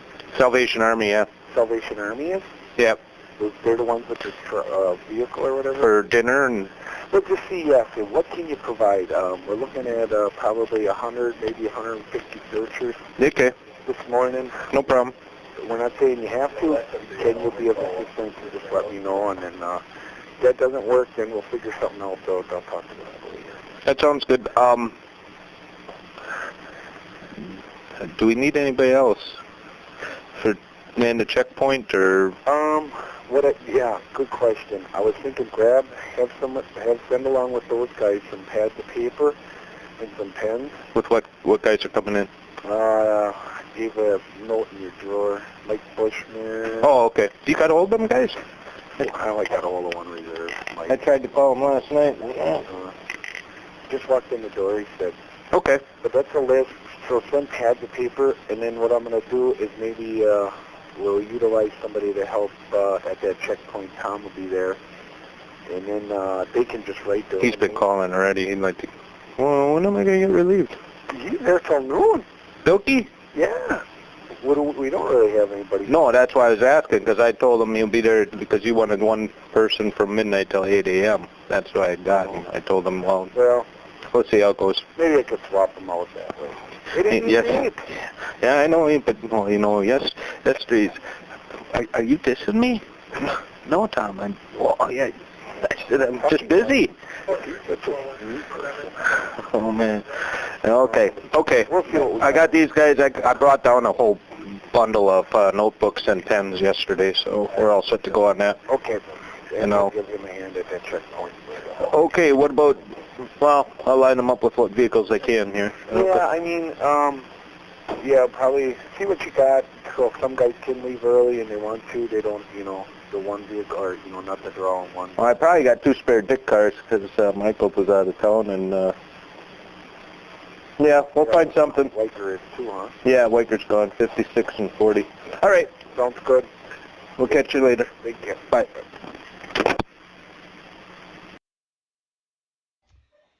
You know, and this became a, and I'm not going to play all these calls because it's redundant, but they went through this process and probably for several days about feeding all these people that were out there searching. I'm not sure if it's included. I think maybe it is. I did include it because this is going to get into some other stuff. Bring out the hot dog wagon. Well, for this day, I know that they did make contact with the Salvation Army. However, in the meantime, one of the local subways there offered to belly up, pony up, and provide 150 sandwiches, which I thought was pretty cool to feed those guys. So it turned out they had played some phone tag with the Salvation Army people to, provide some more drinks and stuff like that. So I did kind of pick and choose through as I listened to this call, things that were, a little bit more relevant. But you did hear him say, people need to be logged in and out. He was very clear about that, and he was right, and they were right to do it. So anyway, this next call is going into after 7 a.m. It's another range call. I don't remember exactly what time it is, but I'll pull the link up here in a second. And it says, lady calls in, or takes the call to report Avery's trailer belongs to Rolly Johnson. Dispatch then calls Shutter. Orth then calls the DCI. Not sure which agent, because Shutter, you'll hear Shutter say, well, you need to just tell this to the DCI guys. I'm not sure if it's Fassbender or who the hell he talks to. And I will tell you, this is not the first time this lady calls. She calls back. She wants to make sure that they know that trailer belongs to Rolly Johnson. And they haven't talked to him yet, by God. So, hold on.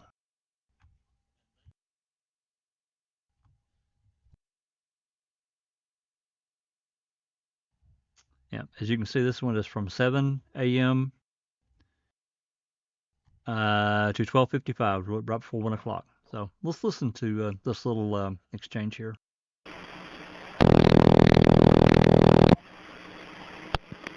Sheriff's Department. Hey, Jason, when I hang up, I have a woman on the phone who claims that Stephen Avery is living in a trailer that either she or somebody that she knows owns. She's just going on and on and on and on, and I'm not going to even go this road. I'll let you speak with her. Okay? Right, there you go. Sergeant North, how can I help you? Hi, I just got a quick question for you guys. You know what that Avery thing that's going on up there?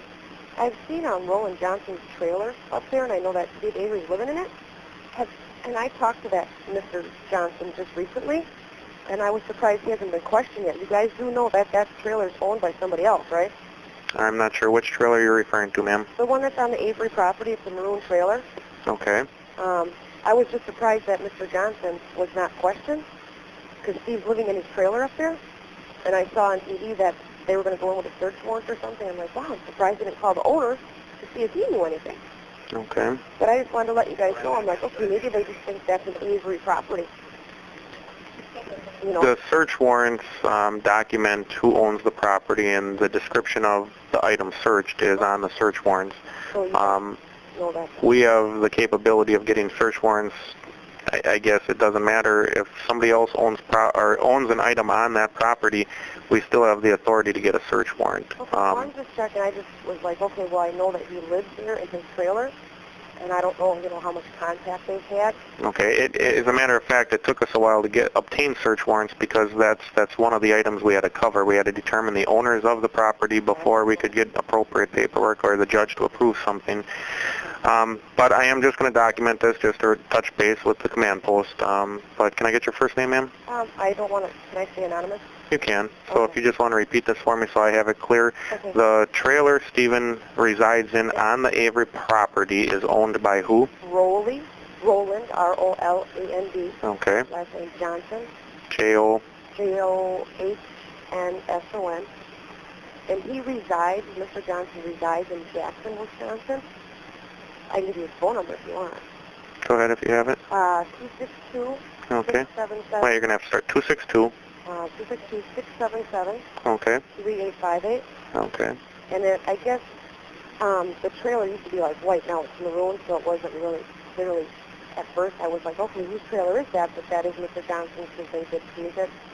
He's been living in there for a while now. Okay. But All right, I know that is one of the reasons it took a while to get some of the search warrants, because it all has to be worded appropriately as far as who owns it, where it's located, the description of it, and so forth. But I guess I'll verify that we have our paperwork in order. well, hopefully you find this girl. This is kind of Excuse me? Hopefully you guys find her. Oh. All right, so basically you're just telling me that Roland is the individual who owns the trailer Stephen lives in, and you're wondering why he wasn't contacted? Yeah, I was surprised that he was not contacted yet through all this. Are you assuming that he has information that we need to know? No, I just know that they've talked to each other. You know, he lives there, so I don't know. This could be a news for you guys. I don't know, you know. Okay. This could be something for you guys to look into that might help. All right, thank you for the information. You're welcome. Goodbye.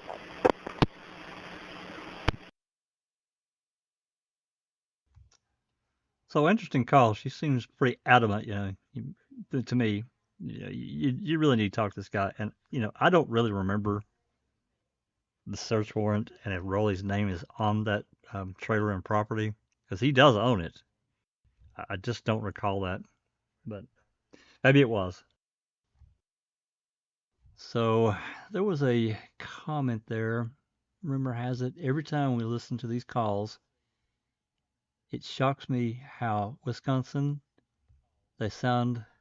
I lived in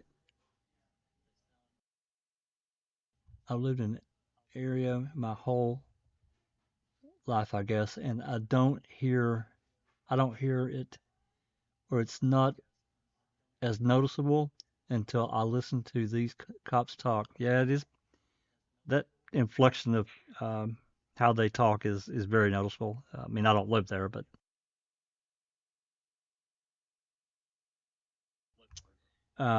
okay. And she does call back.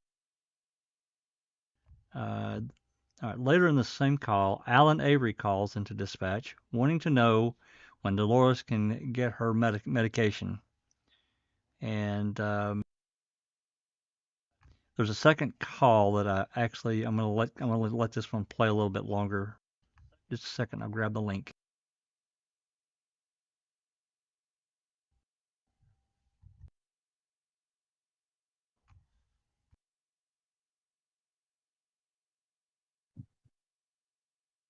Audrey M in chat is asking, isn't there a report of the RAV being taken into custody before being found on Avery salvage yard? Well, that's a big point of contention. The Manitowoc, I think it's a global report. It does show that the RAV was seized on the 3rd, but there seems to be somewhat of consensus. One way or the other. I guess you can believe what you want to believe. That this is when this incident was started, was on the 3rd, and it just got added. As things get added, the date didn't necessarily change. Now, do I believe that? I don't know. I don't know. It also says she was kidnapped. It does. So, we complain about the reporting, and I can't say that this is not necessarily a part of that. And while I'm talking about this, we might as well throw in here, I recently got a open records request fulfilled by the Green Bay Police Department. I'd sent a request in for a date range for a keyword search for Teresa Halbach and an address that was, it's an address that was linked, I think, to where her fax number came from. And what I got back, we already had one report, which was about when they went and checked the residence, I guess, or something. I don't remember exactly what it is, but there's a second report where Teresa was involved in. I don't even know if it was a fender bender. Apparently, there was no damage or anything, but it lists Teresa's Halbach RAV as blue. It says it right on there, blue RAV. I noticed that right away. Jinx, showed the report to Jinx, and she noticed it too. So this goes back to the question of the RAV itself. And when that information was entered into the DOT, and how they got that information from Toyota, I really don't know.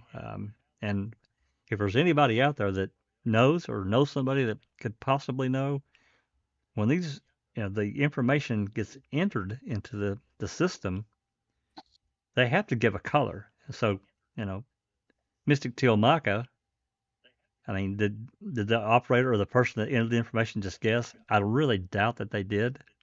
So did that information come from Toyota? Again, I don't know. But this seems to be the biggest point of contention. Was it just listed? Was it just entered incorrectly to begin with? I think that's I a real think maybe possibility. it was a minor car accident, right? In 2004. Very minor, but apparently there was nothing and certainly no injuries. But I think that was probably the cop on scene that wrote that, is what I'm thinking. That's right. That's exactly who it was. But he said it's a blue RAV. He did. Yep. Yep. So I thought that was interesting. Anyway, let's continue on. This is, like I said, this is a little bit later in the call. And this is Alan Avery calling about Dolores' medication. And there's more. Now let's take a listen.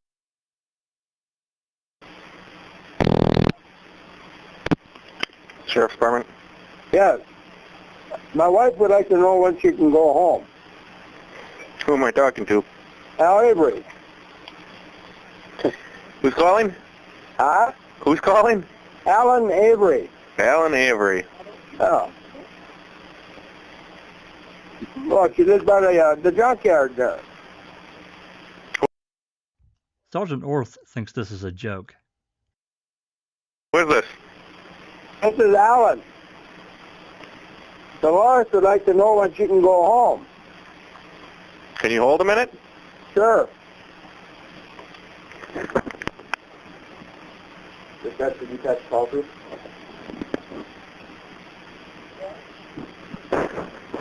Who was it? Copy.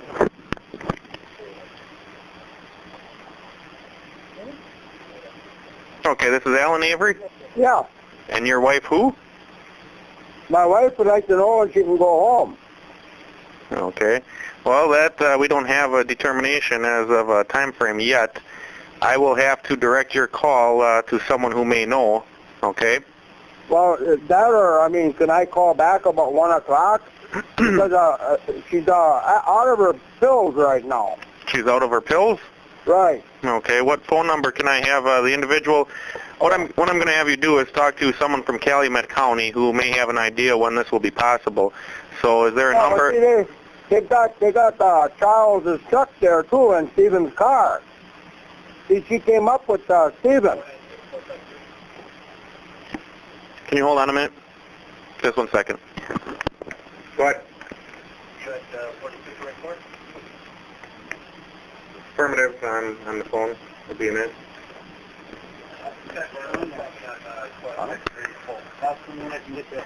Copy. All right, Alan, what number can I have the officer call you back that can answer your questions? I'll give you a Chucky, okay? Then he can give you his number, because I don't have my phone on never. I just need a phone number where we can recontact you. That's all I need right now. Okay. What's the number? Hello? Hi. Who's this? Chuck. I just need a phone number where I can recontact Alan with the information you requested. Okay. 242. Okay. 1460. 1460 as in 60? 1460. Yes, okay, correct. That's area code 920? Yeah. 242-1460. Whose cell phone will that be? That's mine. And you are who? Chuck. Chuck Avery? Yeah. Okay. All right, what I'm going to do is I'll make contact with the Calumet County officer, and he will recontact Alan on this phone number to answer his questions. Okay. And what about my truck? You want to ask him about that right away, too? I don't have any knowledge of the truck right now, and those questions can be directed to the officer who calls you. Okay, that'll be fine. Thank you. You know what time that would be about, roughly? I'm going to try and make contact with them via the police radio right now, so they should be able to contact you within 15 minutes. Okay, that sounds okay. Thank you. Good enough. Bye. Yep, bye.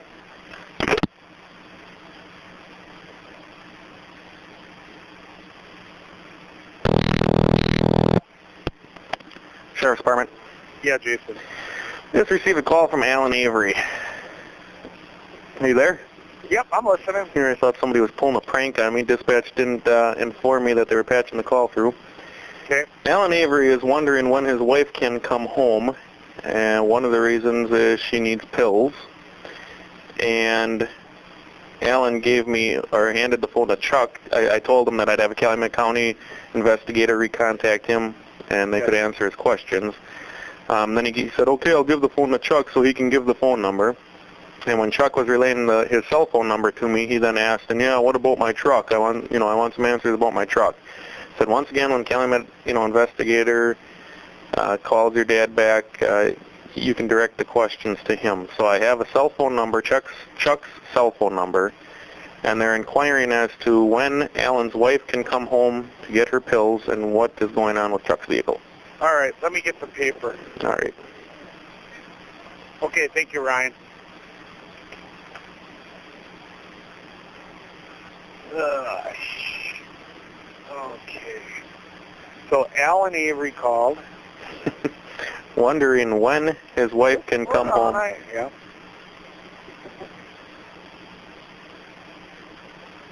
Wife can get her pills. Come home and, for the purpose of getting her pills, but I think they're just wondering when they can come home in general. And Chuck has a couple questions about his vehicle.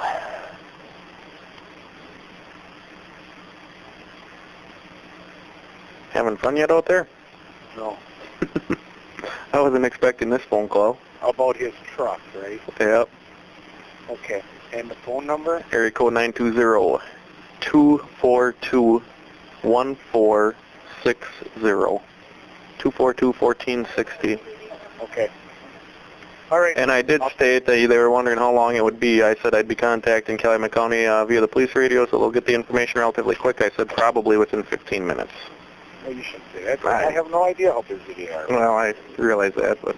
And then the second item, Todd was talking about staffing. Right. If anybody from your shift wants to come on out, they can. Have them come out right after, right away. We'll see if we can get them in one car or something. And then, but then tell them they'd be involved in searching the area searches, so they may get muddy or whatever. So. Okay, and if none of them are... That's fine. If they don't, they don't. I'm just offering it, and then if you want to, it's up to you. Todd said you thought maybe you didn't want to, but... All right. Well, the only thing is child care today. Yeah, so it's up to you. I think I'm in good shape, but if they want, I'll take a couple people and stuff. So. But if they don't want, I shouldn't start calling people in? No. Just see what I have here? Yeah. All right, well then if Calumet County can get back with Alan, he would appreciate it. All right, I'll give that info over to them, and then let me know if you have anybody coming out. Sounds good. All right. Bye.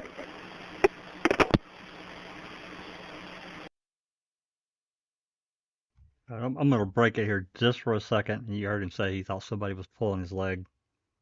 So anyway, interesting call. Here we are on sometime in the morning of the 7th. We don't know exactly when, but sometime after 7 a.m. before 1 a.m. or 1 p.m.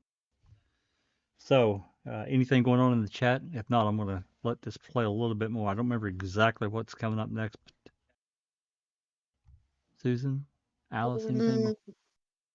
I'm just checking. I mean, they could at least, Jasnaz says they could at least let them go home. Dreamscape says,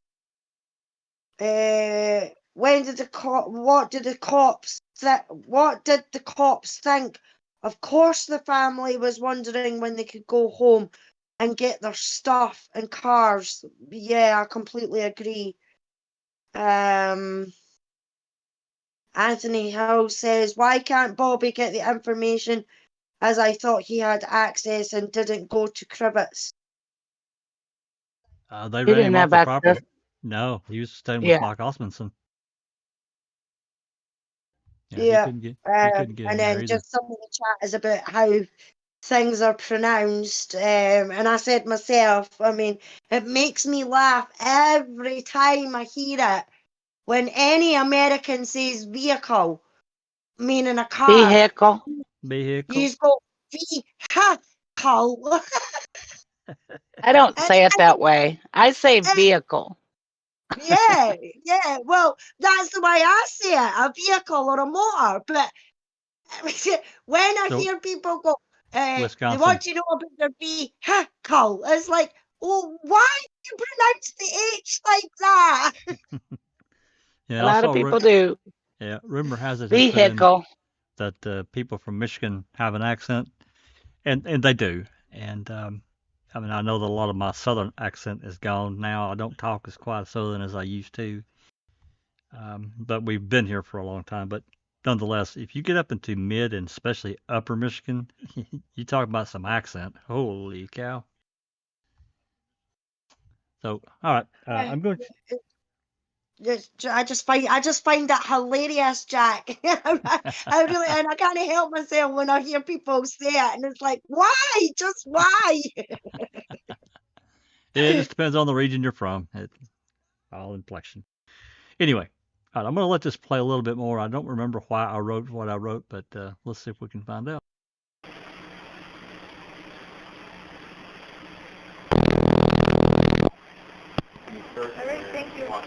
Lieutenant Sam. Hi, this is Jan Jacobson calling from Holy Family Memorial. Yes.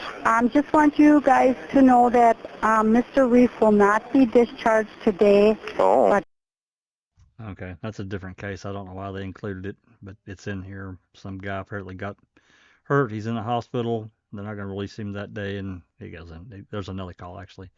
I don't know why I wrote what I wrote about the DCI. So, yeah, okay. The next link is again later in the same batch of the same range call.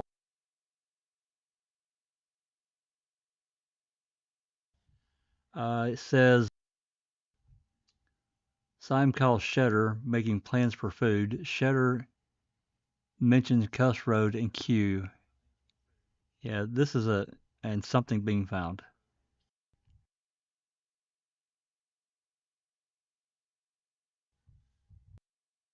All right, grabbing the link here. Again, as I mentioned a few minutes ago, there's this.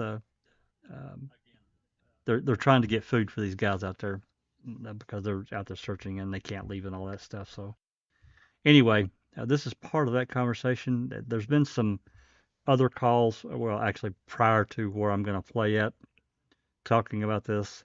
Anyway, you'll hear what I want you to hear here. Here we go.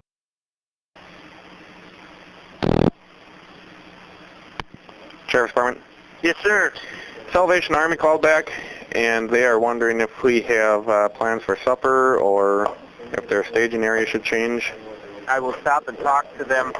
Okay, I'm going to give you a name and a cell phone just in case. Okay, hang on. Let me get my notebook out. She was wondering who the other agency was that was bringing the food because they were going to try and set up near them, and I said the sub place probably just dropped the stuff off and left. No, they didn't, not yet. Okay. What do you got?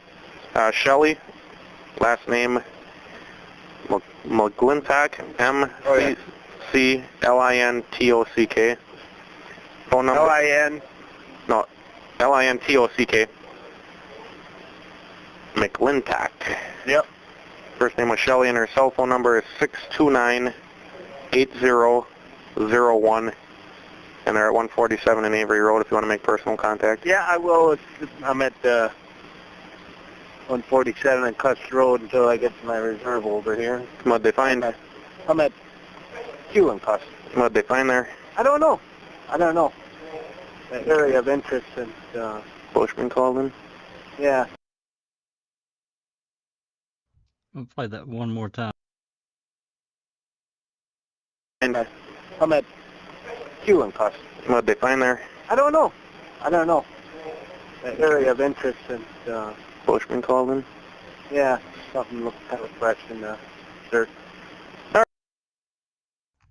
Something in the dirt. Bushman called in? And he said that kind of quiet. Did y'all hear that? I thought that might perk Doc's ears up, and I've got Bushman's call, by the way. I'm going to play it, too, here in a few minutes. Well, actually, probably after we get done with this call. Comments?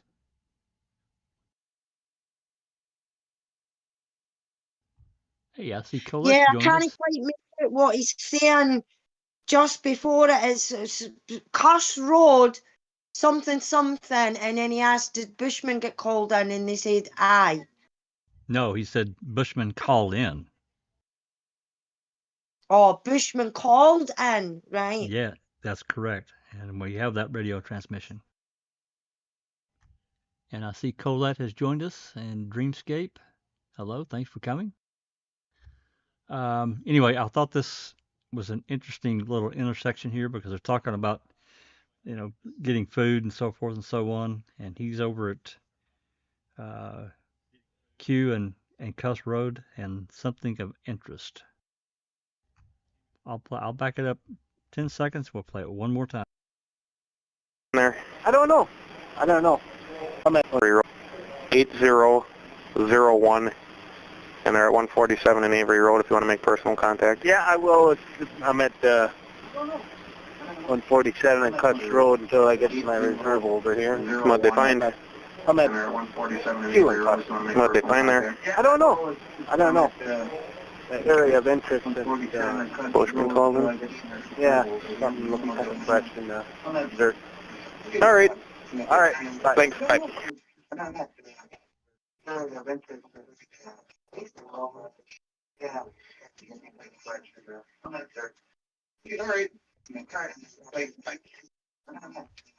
Somebody's got their mic on. Something scratched in the dirt. Yeah. No, it said something looked fresh in there in the dirt. Fresh in the dirt. Uh-huh. Yeah. Interesting call. So, give me just 1 second.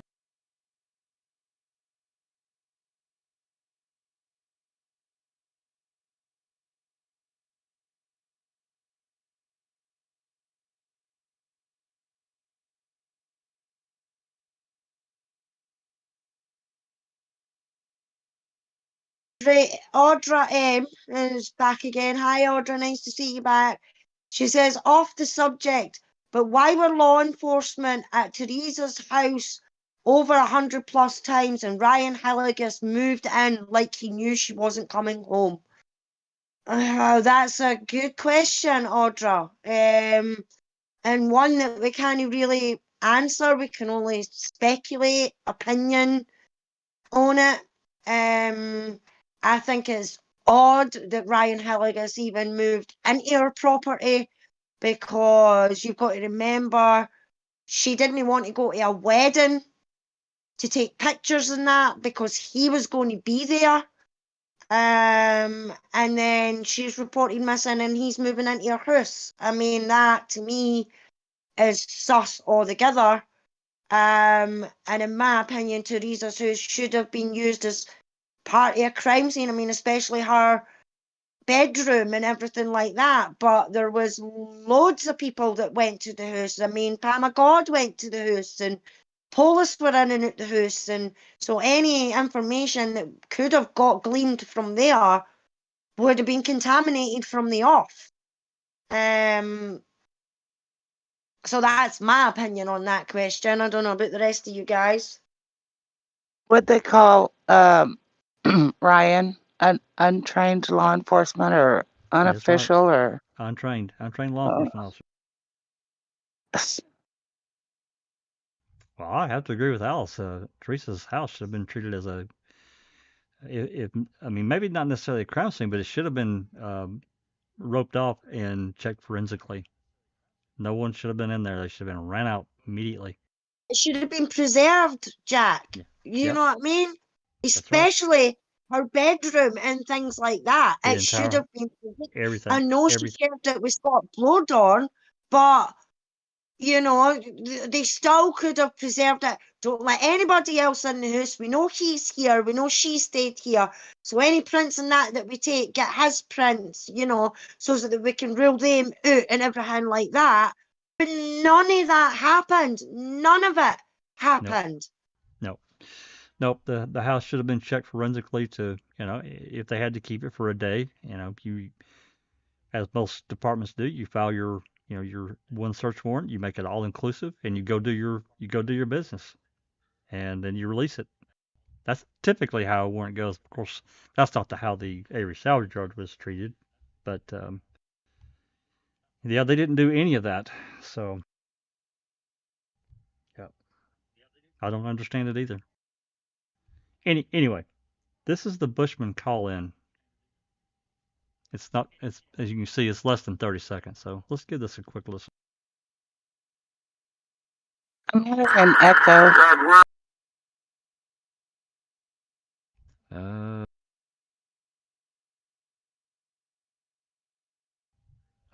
I know it's not me because I got pushed to talk.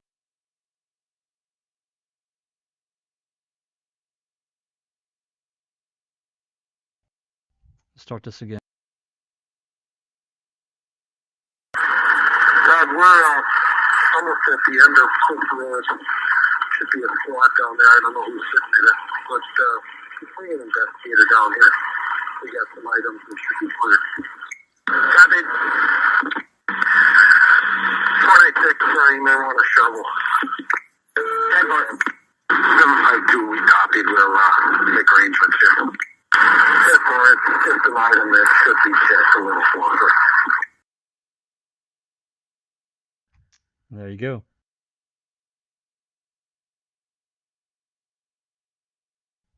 Interesting little transmission there. I don't have a time, but I'm sure I could probably get it. But obviously it was sometime around, I think around 10:30 that morning, 10:30-ish time frame. So, all right. Comments from the, any comments we need to address before we move on?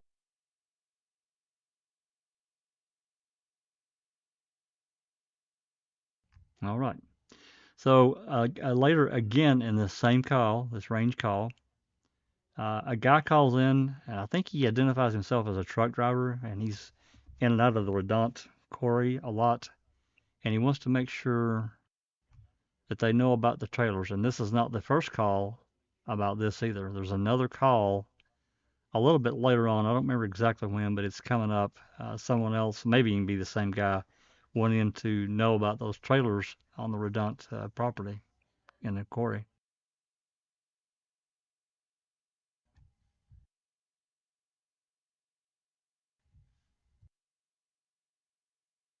Jack. Yeah. Andy B is asking what was said on that call. He couldn't understand a word with Bushman. Andy, I'll send it to you. Basically, he said that they're at the end of Cuss Road. They found something, and they acknowledged that. Bring a shovel? Yeah, well, then he come back and said, bring a shovel. Yeah. And then the end of that's pretty garbled, but I'll send you the link to the call, Andy, and that way you can run it through your wizard machine and maybe clean it up a little bit. Pretty rough. It's pretty rough transmission.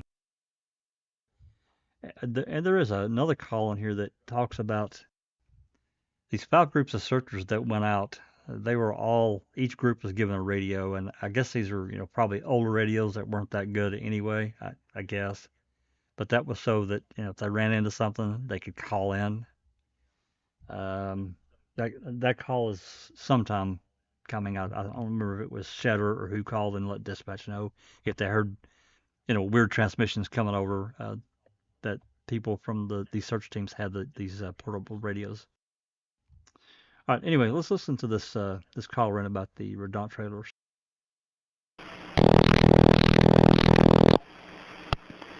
Lieutenant Sam. Hi. that girl that you guys are looking for, I just found out you guys are looking for at the Aphrodite. Yes. Okay. I don't know if you guys know that there's some trailers that they use for hunting. It's underneath a conveyor, and you go to the left. Okay. There's like, I don't know, 4 or 5, maybe 6 hunting trailers back there. Okay, when you're talking hunting trailers, what type? What are you? Would you describe them to me? They're like just regular trailers that have been parked there for years. That the guys, when they shut down the pit, they use those for hunting. Okay. But I don't know if you guys knew that those were back there or not. Okay. Yeah, I drive a truck for a living, and I haul a lot out of a dock pit. Okay. So this is in the pits in the back? Yeah. Okay. And there's a lot of old equipment that's, abandoned back there, too. Yeah, I think they were back looking at that stuff. Okay. So, yeah, they... I'm just hoping you guys find her alive. Oh, I am, too. As the time goes by, you get more and more concerned, but, yeah, I'm hopeful. Well, that's why I figured, with those trailers back there, if somebody did kidnap her or whatever, put her in she there. Might be. So these are like what they might camp out in. Yeah. Okay. All right. I'll pass that on. Would be out of the weather for that. She might still be alive. But okay. I'll let you guys know. And that's way in the back, you said. Yeah. Yeah, I think they went back there. They may have already looked at those, but I'll double check with them. All right. All right. Thank you, sir. All right. Bye. Bye. Interesting call. And of course, by this time, the 7th, I'm sure they were back there.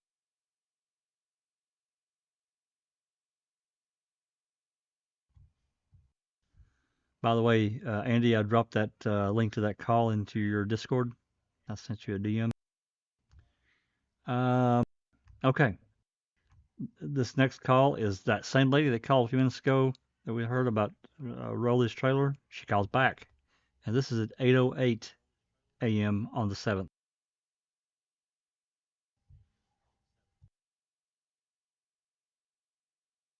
So let's give this a quick listen.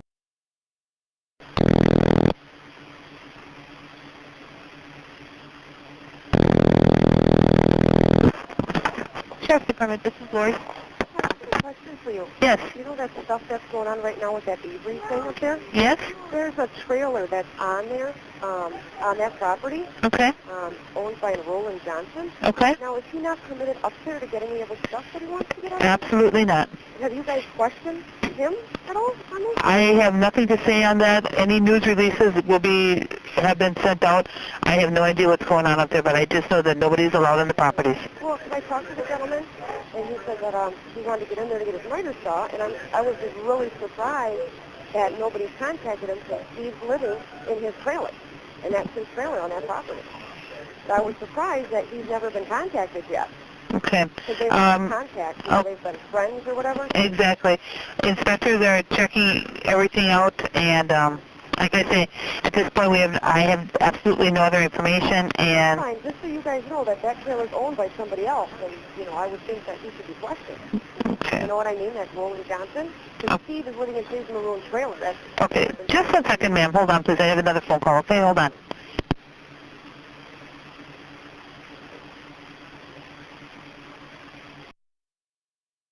Yeah, that's the end of that call. Anyway, she's pretty damn insistent that they get in touch with Roland. Which I'm not really sure. I really don't know. I don't know what the hell's going on there.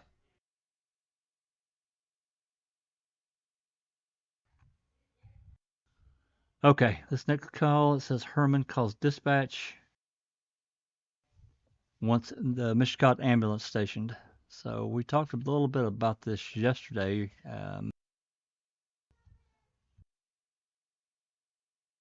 And I know we've talked about it in the past. So this is, and there, as I recall, there were 2 ambulances that were actually stationed at least for a period of time, but they got people out there searching. So this call is at, as you can see there, it's 8:47 a.m. on the 7th. So let's listen. Let's give this a listen.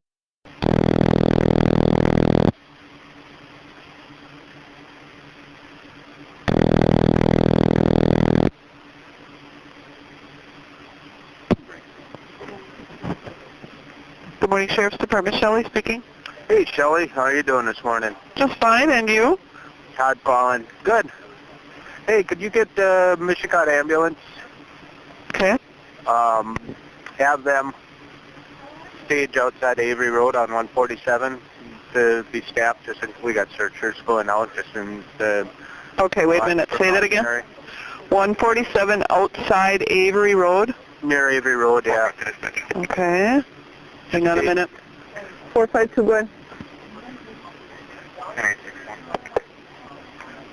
10-4, 452. Okay. Just a stage, just to stand by.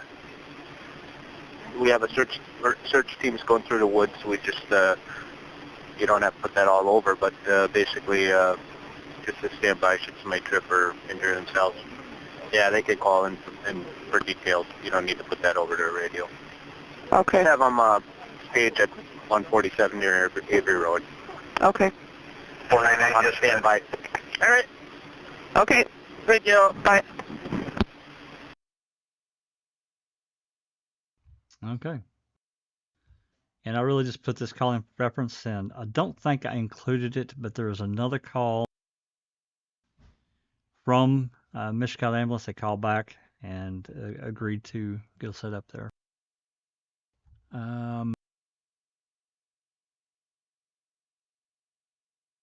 Do we know where the ambulance at Cuss Road was from? If we do, I've forgotten it. But I know that there was another one stationed, but I don't remember where it was out of.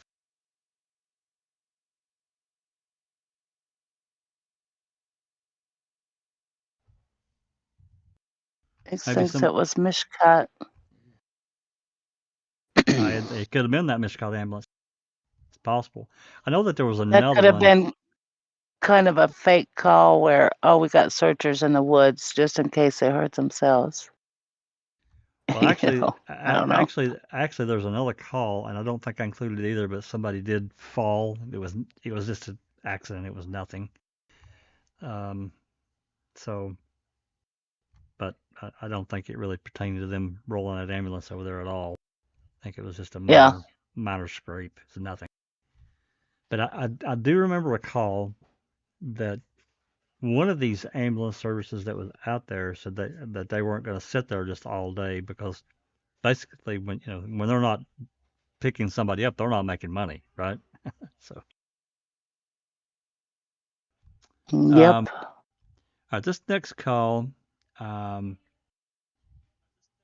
can't remember who called, but I will listen to it. But they're requesting the Manitowoc County incident report, and the dispatch gives them the Manitowoc County incident, which is 8844, and the Manitowoc City incident report.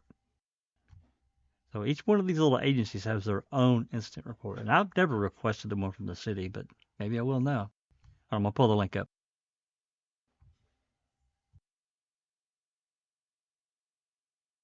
Yeah, it's a pretty short call. All right, here we go. Good morning, Sheriff's Department. This is Lori. Hi, Lori. This is Kathy.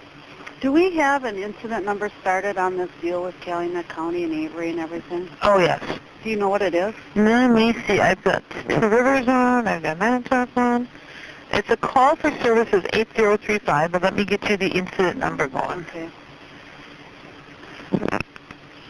Manitowoc County Sheriff's incident is 8844. Okay, what's Manitowoc? The city of Manitowoc, let me just pull this open one more. City of Manitowoc is 12703. Okay, that's all I need to know. Thank you. You're welcome. All right, okay, bye-bye. And just for reference, I added it down here in the comments when I heard that. I'm like, I'm going to save that because I'll forget.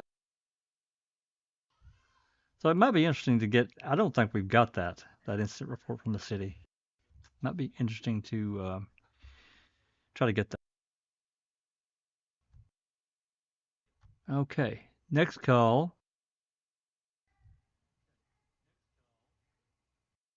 Yeah, this is the call I mentioned a minute ago. This comes in at 9:09 a.m. Call I don't know who this is. Reports that the 5 search groups were given radios. So you'll hear it here. I don't think this is a very long call either. Let me grab the link.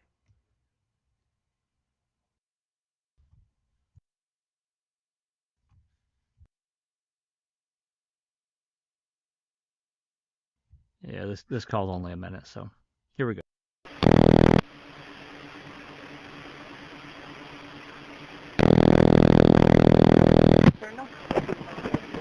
Good morning, Sheriff's Department. Shelley speaking. Hey, Shelley, just give you a heads up. Yeah. We got, several search groups going on, like 5 of them right now, and some of them don't have access. So we gave them some of our spare radios. So if you hear radio traffic or somebody asks for something and it sounds strange, it's probably a search group. Calumet County's command post and myself and Todd will try to monitor that. Okay. But just give you a heads up, there's going to be strangers carrying our radios in each group. So if they need something, they can make access, radio access. Okay. All right? Okay, I'm writing this all down. All right. If you got questions, call Todd. All right, thank you. Bye. Okay. Again, I included this just for reference, so everyone was aware that these search groups did have radios. Okay. Again, this is just, I really, as I recall, I couldn't understand this guy really well. But it's at 10:42 a.m. and he calls and says he was the first officer on the scene on the 5th, and he wants to know what time, well, basically what time he reported in, and she's going to give it to him. See what you guys can hear. I thought Remaker was the first one there, but maybe I'm just not hearing it right. All right, grabbing the link.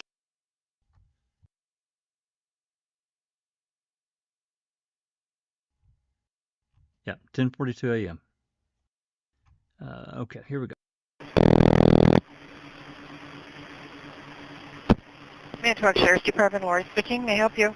Hi, Lori. It's Pete. Hi. Did you understand the name? I thought he said Pete.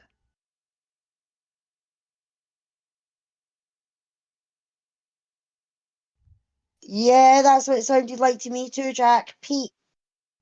Is that what it sounded to you, Cherie and Susan? I'm lagging a few seconds, and you talked over it. Oh, so you're saying play it again? Yeah. I Let me play it again. but I didn't listen that closely, so I should hear it again as well. I'll play it again. Hold on.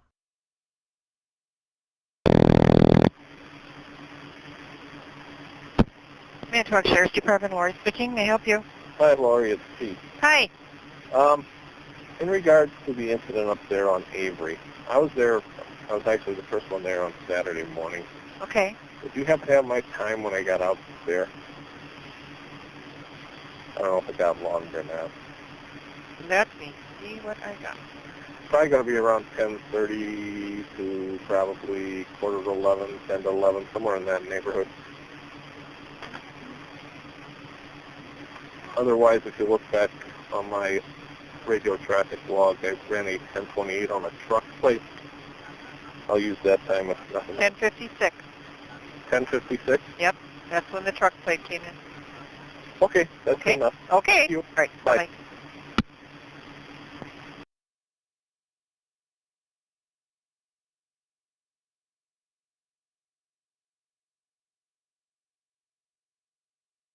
I give Susan a few seconds because she said she's got a little lag. Sounded like Pete to me. It could have been Steve, but yeah, that's what I think it was Pete. Yeah, that's what TTM Fangirl. She said Steve, and I thought that too, but I listened to it several times, and I don't know. Well, it's one of the two, I guess, Pete or Steve. But I really thought that Remaker was the first one there. But what the hell do I know? Man's Life says she thought he said, "Hi, Lori, it's me." Is that Pete O'Connor? Shink says. Well, Yeah, it could be. Jack says Pete reporter, but Ma- I swear it said it's Pete. Yeah, I couldn't quite make it out. I listened to it several times, and I'm not sure. Okay, now this next call, this comes in at 12:39 p.m. Um, and it's weird because now here we are, probably an hour, maybe two. I don't know exactly about the Bushman call, but it's within that range, a couple hours probably. Says Bushman call, and this is a reporter or Lieutenant Simon. I'm sorry. This reporter had already called in. I didn't capture that call, but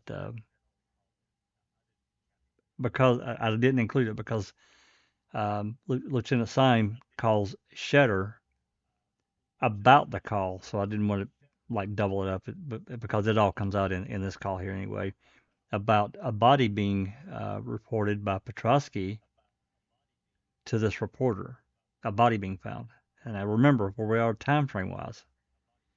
So, and this went out over the scanner apparently. So I'm not sure who made that broadcast over the scanner, but that's what this reporter said to Syme. So Syme is letting Shetter know, you just so you're aware. I think that's the gist of the call.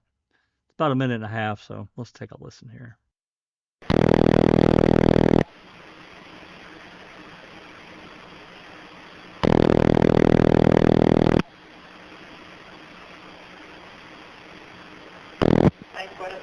Lieutenant Syme. Hey, John. Hey, Greg. I don't know if you found the body yet or not. However, the news service seems to think that you have. According to Mark Heller, Petrosky's called him and said that the body has been found, and that was about 15, 20 minutes ago. Are they calling you, or what are you getting? They want a news release. I'm telling them. Right. I told them I'm not releasing anything right now. I says I do not know anything along those lines. I'm not releasing anything, but I thought I better give you a heads up. And I'm not going to say a word to you because I do not know. I already have my suspicions from the radio traffic myself, so. And to be honest with you, I do not know either. Yeah. We don't know that yet. Yeah, and I'm not releasing anything. It's just I'm doing just like I was doing before.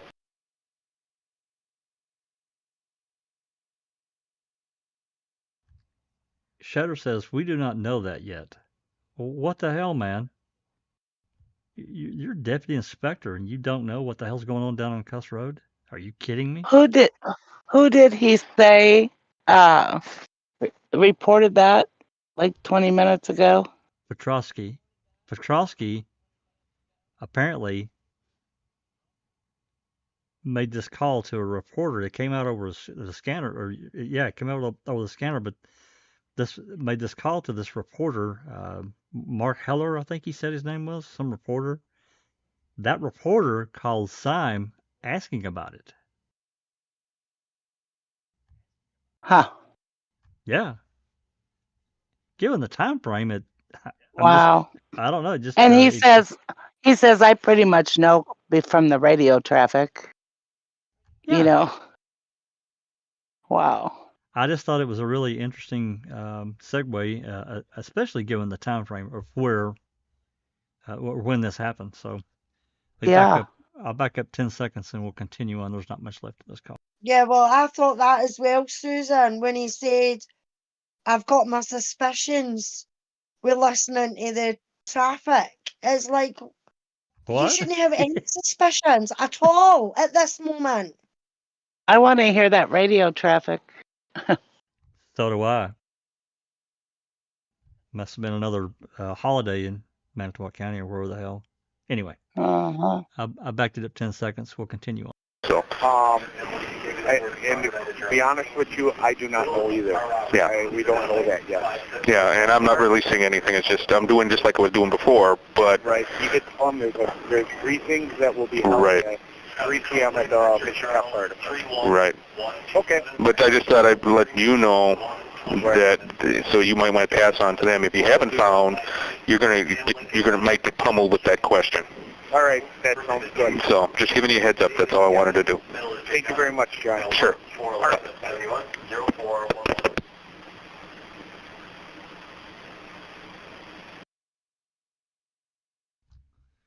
I thought that was a very interesting call, for many reasons. Time frame especially. Coast Road, Bushman calls in, found something down there, send an investigator, bring a shovel. They move the crime lab, they calling people in, they block the road, and on and on and on. They found something. I'm sure of it. I'm convinced of it. Me too, Jack. So, any comments about that? Anybody want to talk about that anymore? If not, I'm going to move on.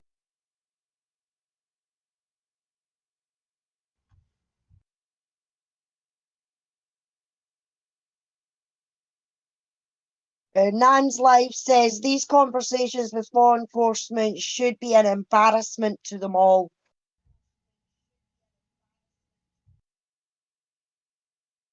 I can't disagree with that.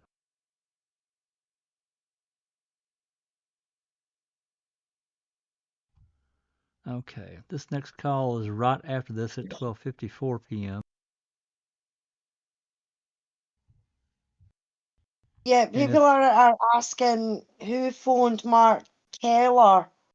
I mean, there was a reporter who reported on the case and that who had the name Keller, did you know? Aaron Keller. Yeah. Yeah, I thought it was Keller something. I just couldn't remember the first name. Might have been him that they were on about, and they've just got the name Mark or something mixed up. I mean, I don't know. Or maybe there is some other reporter name with that name. Yeah, because I think that Aaron Keller was a reporter in Wisconsin at the time that this was all kicking off. He was. But Yeah. They had reporters, and I've not played most of these calls. The reporter calls I haven't touched. I haven't played, and there's a lot of them. There's reporters calling in from all over the place. So I wouldn't be shocked, the reporter from one of these wherever named Mark Keller. So. Serena's joined us in chat. Hi, Serena. Lovely to see you've joined us again. Okay, this next call is at 12:54 p.m. Like I said, right after this one, it's a tip coming in about the redundant trailers, and I don't know if this is the same guy or not. It could be. All right, let me load the link.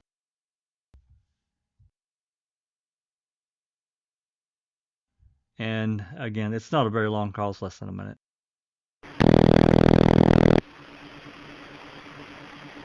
Manitowoc Sheriff's Department, Lori speaking. May I help you?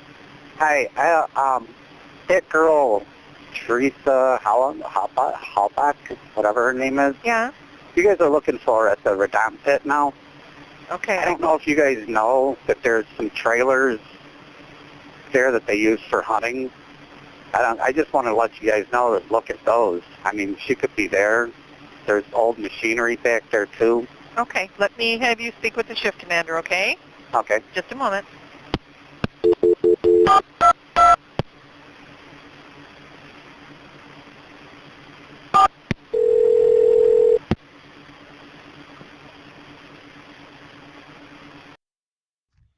That's the end of that call. And also, I want to add in for just so we're clear, because that other call, I'm pretty sure was in a range call. This could be the front end of that call where he talked to Lieutenant Syme or whoever the hell it was. I think it's Syme, yeah. So this could be the front end to that call, and then she connected that call to Syme there at the his office or whatever in the dispatch center. So I want to make that clear. Okay, I've got a few more calls lined up. Let's see. This next one is at 2:08 p.m. Shedder looking for any info about someone named Xander that lives on Cuss Road. this is how I understood what he said, which was kind of weird, thinking about Xander Road and then Cuss Road. But as I went back and listened to this again, Sheller looking for someone named any info about someone named Xander that lives on Cuss Road. Now, if I've heard this wrong, please tell me. All right, let me load the link.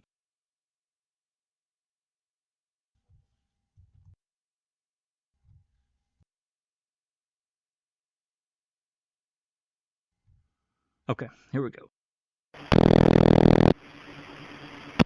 Manitowoc County Sheriff's Department, this is Kathy.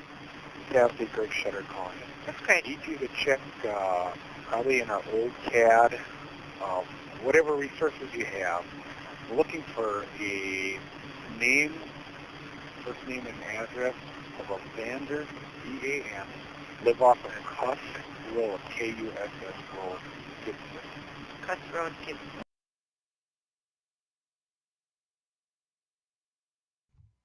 I'm not sure if he said Xander or Bander. I'll back it up one more time. First name and address of a Vander, V-A-N, live off of Cuss Road, K-U-S-S Road, Gibson. Cuss Road, Gibson. Maribel address.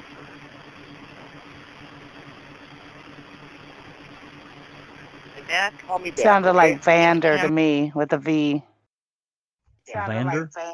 I don't know. I've heard Bander. Vander.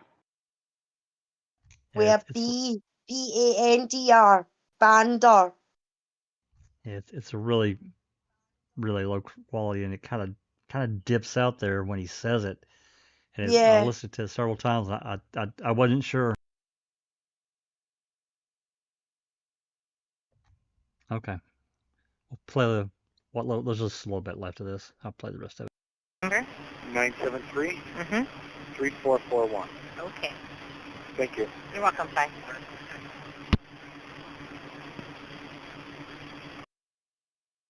Okay, that's it. So I thought that was interesting. Again, relevance, time frame, all that kind of stuff. Okay. Jinx is asking, what was the name of the house that they dug up?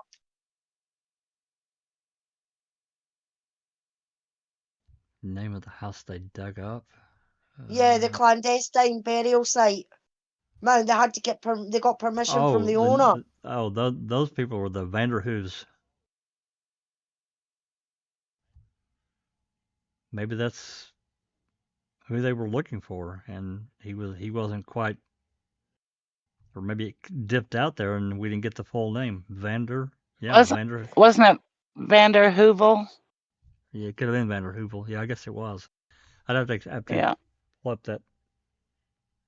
I'd have to pull up that search warrant to be sure, but yeah, you could be right. Yeah, I bet that's what that's about. Jinx, that's what Jinx thinks as well. She says so. That's probably what they were looking for. Rumor has it that's a great question. Why do they call it the clandestine burial site? Yep. I think that because that's exactly what it was. Uh-huh. This next call was at 5:36 p.m. Tip comes in, said he saw someone matching Teresa on October 31st. Pulling up the link. Oh yeah, I recently found out that was debunked. Really? The guy that said she knocked on the door. No. No, that's Leo. Oh. I think his name was Leo. Oh. No. Yeah. This is a different call. Okay. All right, here we go. It's a couple minutes long. Vanderwharfs, Jinx says. Okay. Manitowoc Sheriff's Department, Karen speaking. Can I help you? Yes, I was wondering, is there a detective or anyone to talk to there? I do not have anybody on right now. Is there something I can take a message for, or?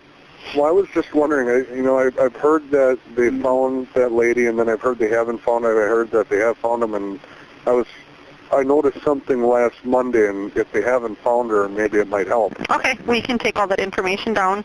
And last Monday was then October 31st? Yeah. I got off of work at 4:30, so it was in between 4:30 and 5, and I saw matching that description on Waldo Street. The female matching that description? Yeah. Is it just me? I I only don't saw the hear white anything. jacket, and she was taking pictures to the west.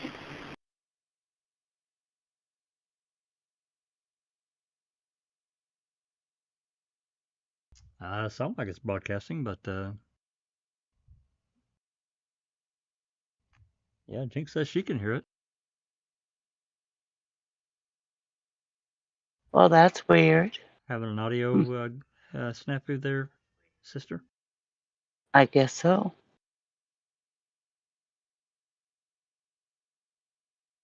All right. Well, I'm going to hope you can get that fixed there right away. I'm going to continue to play. Right by the river, by where was that Memorial and Waldo meet? River there, the zoo is on one side, and I saw someone standing, a female standing there taking pictures on the other side facing the west. Female facing west. In Yeah, white jacket, you said? Yeah. I didn't know if they found her or not, and I thought that for a while this weekend I thought they found her, and it's like, well, then it doesn't pay for me to call. Yeah. What's that But I don't for? know. Okay, hold on one second. Yeah. 10:24, 10:08. 10-4. Do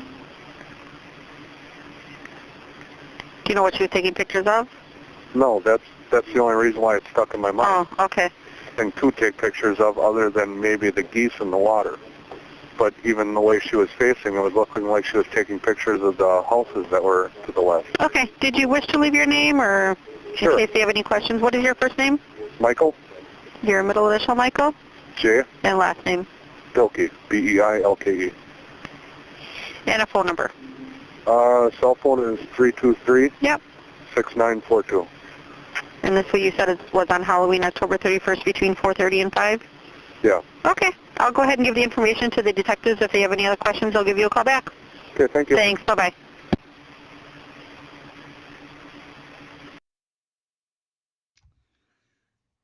Yeah, just an interesting tip.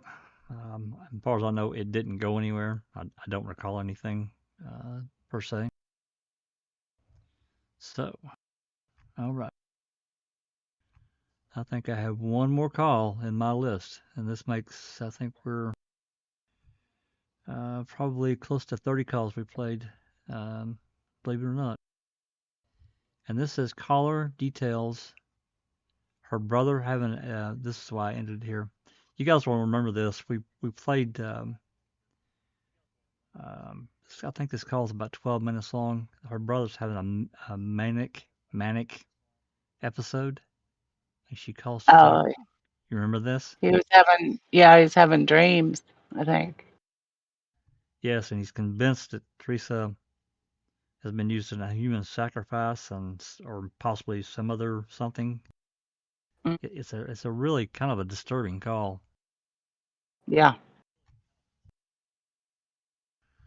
So it's loading up here this minute. This call is about 13 minutes. We'll probably break a time or two during this call, and this is going to be the last call for the night.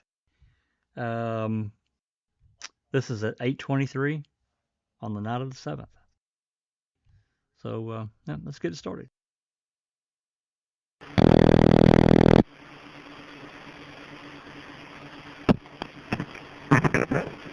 Sheriff's Department, Michelle speaking. Hi, Michelle. My name is Rosemary Scubo, and I'm calling. I need to make someone in the department aware of my brother-in-law from Racine and what he is doing right now. I don't know if you have someone who's currently patrolling the south part of the county. Not currently, no. Yeah, I figured everybody's probably up to the north, but I don't know if there's somebody I can talk to about this. Well, what do you... Okay, tell me what's going on. Yeah, here's the situation. Is your brother-in-law, you said? Yes, this is my brother-in-law. Okay. I'm on the phone. I cannot talk. sorry, my kids are. No problem. All right, I'm a former sheriff's deputy from Johnson County, Iowa, and I haven't been in this field for quite a long time, but this is the situation. My brother-in-law's name is William Crummell, K-R-U-M-M-E-L. What was the first name? William. Bill. Okay. He is driving up from Racine, where he left approximately 10, 15 minutes ago. He's driving a silver 1997 Nissan Sentra. All I know is the first 3 license plates are D-C-E, David Charles Edward. Okay. I don't know the last one. Okay. Okay, Michelle. My brother-in-law, first of all, should not be driving because he has had seizures and had one about 4 weeks ago, so should not be driving. But the main reason he has been having some, what I would call, questionable psychotic episodes. He is convinced that the missing girl from Manitowoc is somehow being held or has been taken to for some type of human sacrifice at a bar or restaurant that is located on or near County Highway XX in Cleveland. Now, how he came up with this, I have no idea. But he has, according to my father-in-law, been poring over maps for the last several days, left in what I would describe as a quasi-manic state, though he has never had a manic episode before, and is convinced that he is going to go up there and either find her or find some type of human-type sacrifice going on at this establishment. Not that he knows the name of it, but he's headed in that direction. Okay. Now, I realize that this is very sketchy information, but all I can tell you is that my brother-in-law has had a history of unexplained seizures for about the past 6 years. And has had 2 of the most severe in a pool, swimming pool, one out in Washington, D.C. He has not been the same since. He is not a danger to others, and he has not made any threats to himself. My husband is a psychiatrist down at Aurora in Sheboygan, and believe me, if there was any way that we could find a way to get him through the system, that would be great. But Bill is very, very intelligent, and so he always knows like just how far he can go before it appears to be something for Chapter 51 hold or whatever. Okay. But I did want to at least let you know that the chances for some type of incident within however long it takes him, and again, if he's in sort of a manic state, I don't know what speed he's driving at. Sure. But something is going to happen, I can guarantee it. I just don't know what. Mrs. School, what did you say your first name is? My name is Rosemary, and my husband's name is Dr. Stephen Crummell, K-R-U-M-M-E-L, just like Bill. But you said your last name is My last name is Kubel. Okay. Where do you live? We live at 4815 County Highway LS. Is that Manitowoc? Yes, it is. Okay. What's your telephone number? It is 684-0062. Okay. But is Rosemary all one word? Yes, it is. Do you have a middle initial? C. Okay. And what is your birth date? 5/10/66. Okay. All right. And you're just south of the city limits then? We are, right? unfortunately, you know where Daniel Medina's accident was? Yes. We are kitty corner across the highway from that site. All right. All right. I can find out the rest of the plate number. Do you know what Bill's middle initial is? Or a birth date for him? His birth date is November 30th, I do believe. And he's a couple years older than my husband, so I'm guessing his birthday. Just let me track down my husband, who, like said, I'm going to defer this one to you. Sure. I don't have anything upstairs. Sorry, I'm trying to track him down. I can probably find that if you can't think of it either, if I just have his address. Well, that's just it. Bill is currently, since these multiple seizures episodes, has been living with his parents at 5540 Deerfield Road, Racine. Okay. Did he live in Racine before that as well? He had lived in Washington, D.C. for a period and then had lived in Madison prior to that. Okay. I'm sure there will be a couple things that might pop up, last 36 months. There was one arrest for,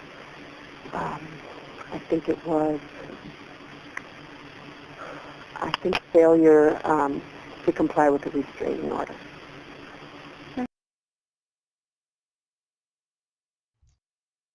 Yeah, we're roughly halfway through this call. I don't know. This is just weird to me. It's just got weird shit written all over it. I don't know about you guys. I thought I'd pause it here and let you, if you had anything to say, go ahead and get it out now.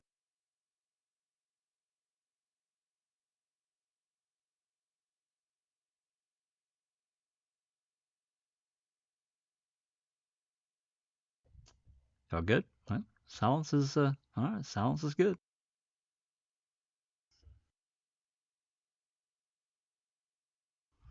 All right, I'll continue on with the call. Okay. Just one moment. Steve, Bill's middle initial.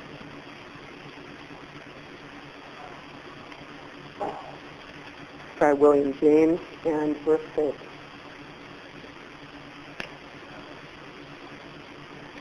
$628.53. 628 to 53. Okay. All right. Will you be up for a while in case an officer wants to stop by and That's fine. talk to you further? Okay. That's fine. They can call first, though. Sure, and we'll leave the light on. Okay. We're right, I told you, we're in that Calvin Creek subdivision. Yep. I'll put the lamppost on in case you need. I'm sure you might want to even run something by my husband. Sure. Okay. Okay, but all right. The reason I just know some other things that could escalate to something unpleasant either for him or for, whatever restaurant he might in his... Yeah, I'm trying to think if there even is one there. Could you hang on just one moment? You bet. 7-6, go ahead. Wisconsin Auto, 513 George Williams Zebra, 513 George Williams Zebra. I'm located at Main and 6th.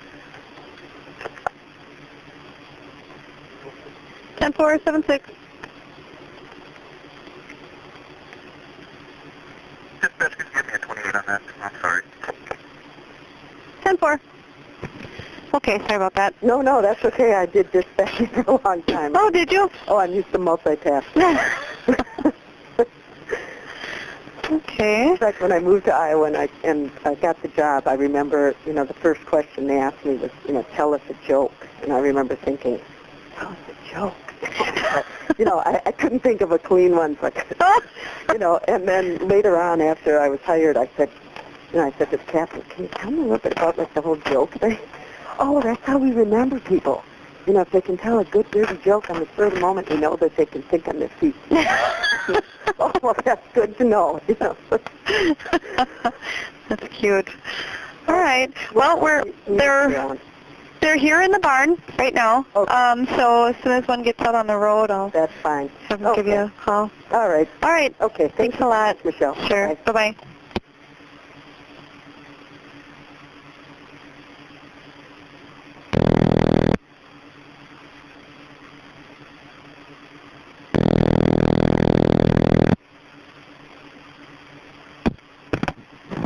Sheriff's Department, Michelle speaking. Hi, my name is Officer Musa with the Oak Creek Police Department, which we're in Milwaukee County here. Yes, sir. He had a guy call us from his McDonald's and said that there was a missing girl.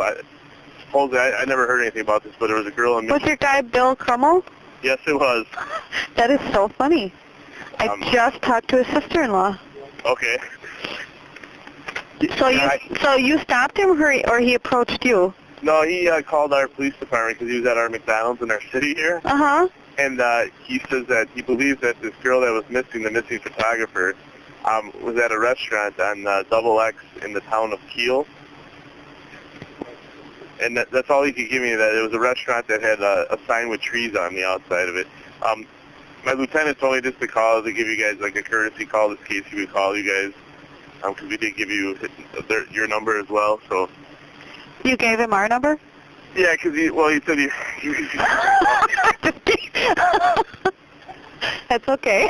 well, because he said he knew where this girl. I mean, I don't know what the truth is. You know, I honestly I don't believe him, but I'm just kind of. No, he's having some issues, I guess.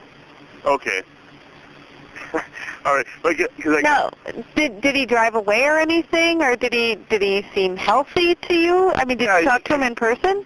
Yeah, I talked to him in person. I came up to him. I mean, he doesn't seem like he was, you know, there's nothing wrong. I mean, I talk to him every day. He doesn't seem like he want to harm himself. He can take care of himself. He's, you know, he's a very clean-cut man. I ran his criminal history here. He's never been arrested, nothing, no contacts. No, he lives in Racine, so. Yeah, I guess he violated a restraining order not too long ago, but Okay. it must not be in there anymore, huh? The restraining order? I didn't even get a chance to run him yet.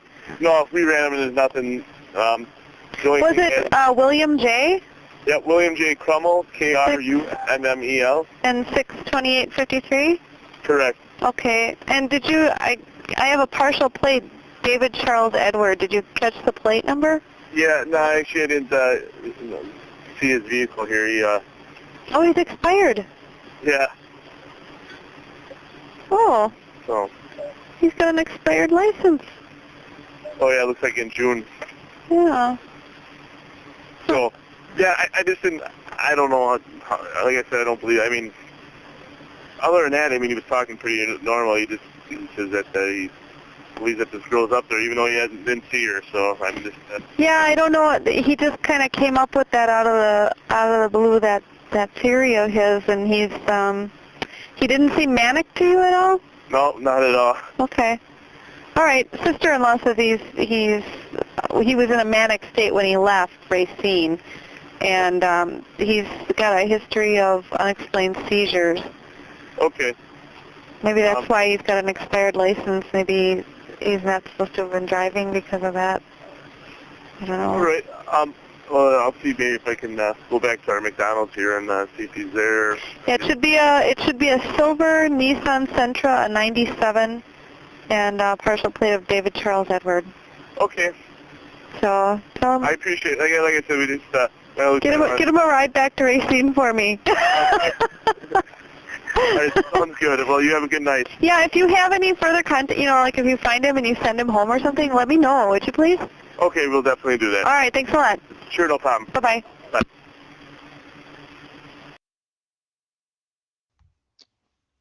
What a weird call. I mean, I don't know, just had weird written all over it, but I thought it was interesting, even though it's not really relevant. I think I can't believe, well, I'm not going to get off into all that, but there had to be, well, I guess my point is there had to be others that were, some other situations where people were thinking all this weird shit going on about Teresa. And just given the various calls, and this is just a skimming. We certainly, and I haven't, played them all, but there are a bunch more that, I don't know. We haven't gotten to it yet. Remember, there's another one about the geotagging. Remember that? And the blood that guy found? Bloody tree stump. Yeah. Yep. Or the roots. Bloody tree roots. That's right. Yeah. Mm-hmm. So, anyway. So we ran down about, right at 30 calls tonight. Most of them were not that long. Some interesting little nuggets of information, especially about Bushman. And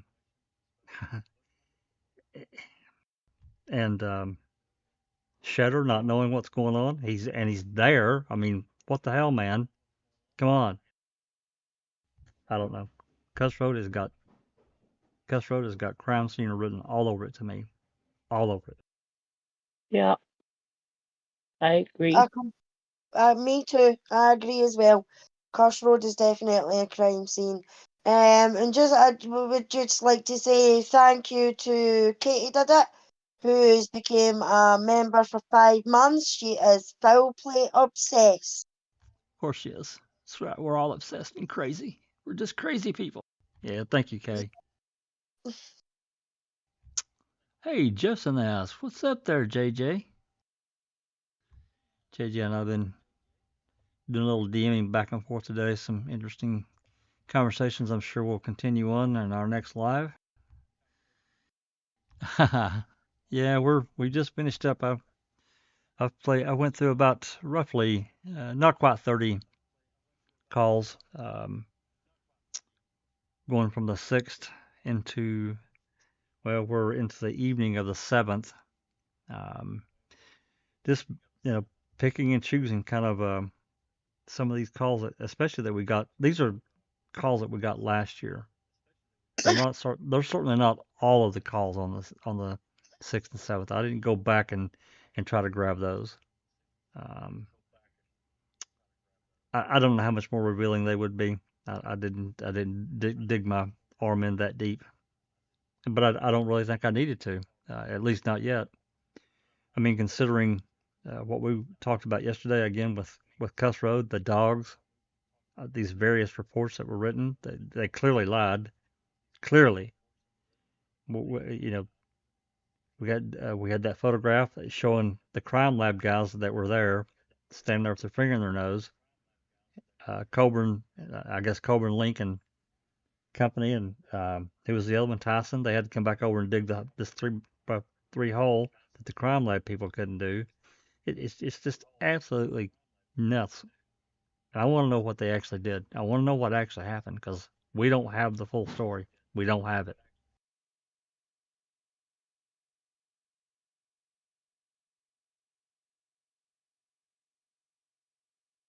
So anyway, for next time for open mic, I don't know if we'll go back into deposition mode and knock out one or two of those because we've still got several to get through and some interesting ones, really interesting ones coming up. Or if we'll continue on, I'll just kind of let everybody else decide. It doesn't matter to me. They're both important. I don't know. Maybe we'll see where we're at with reading with the crew, and I'll make a decision there because there's a lot of interesting calls around this time frame.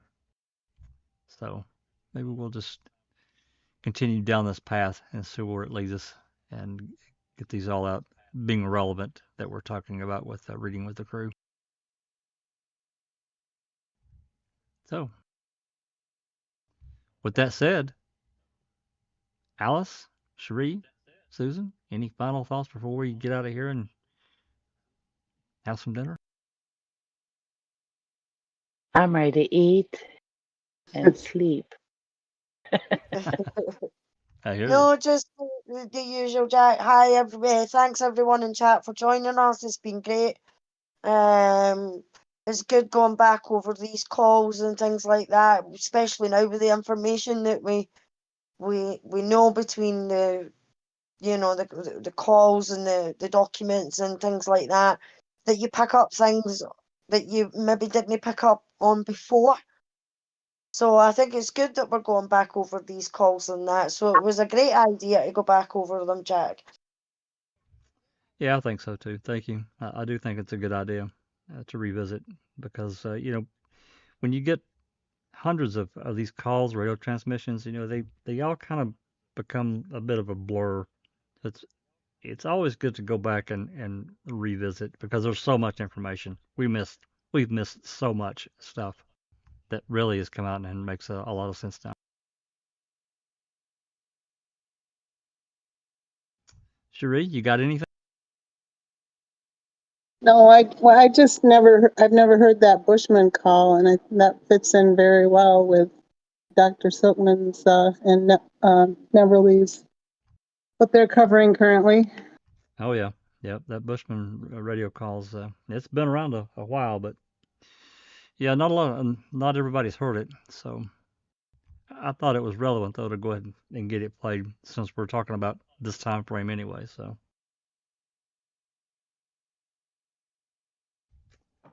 Alrighty. With that said, I think just a second here. Getting text messages.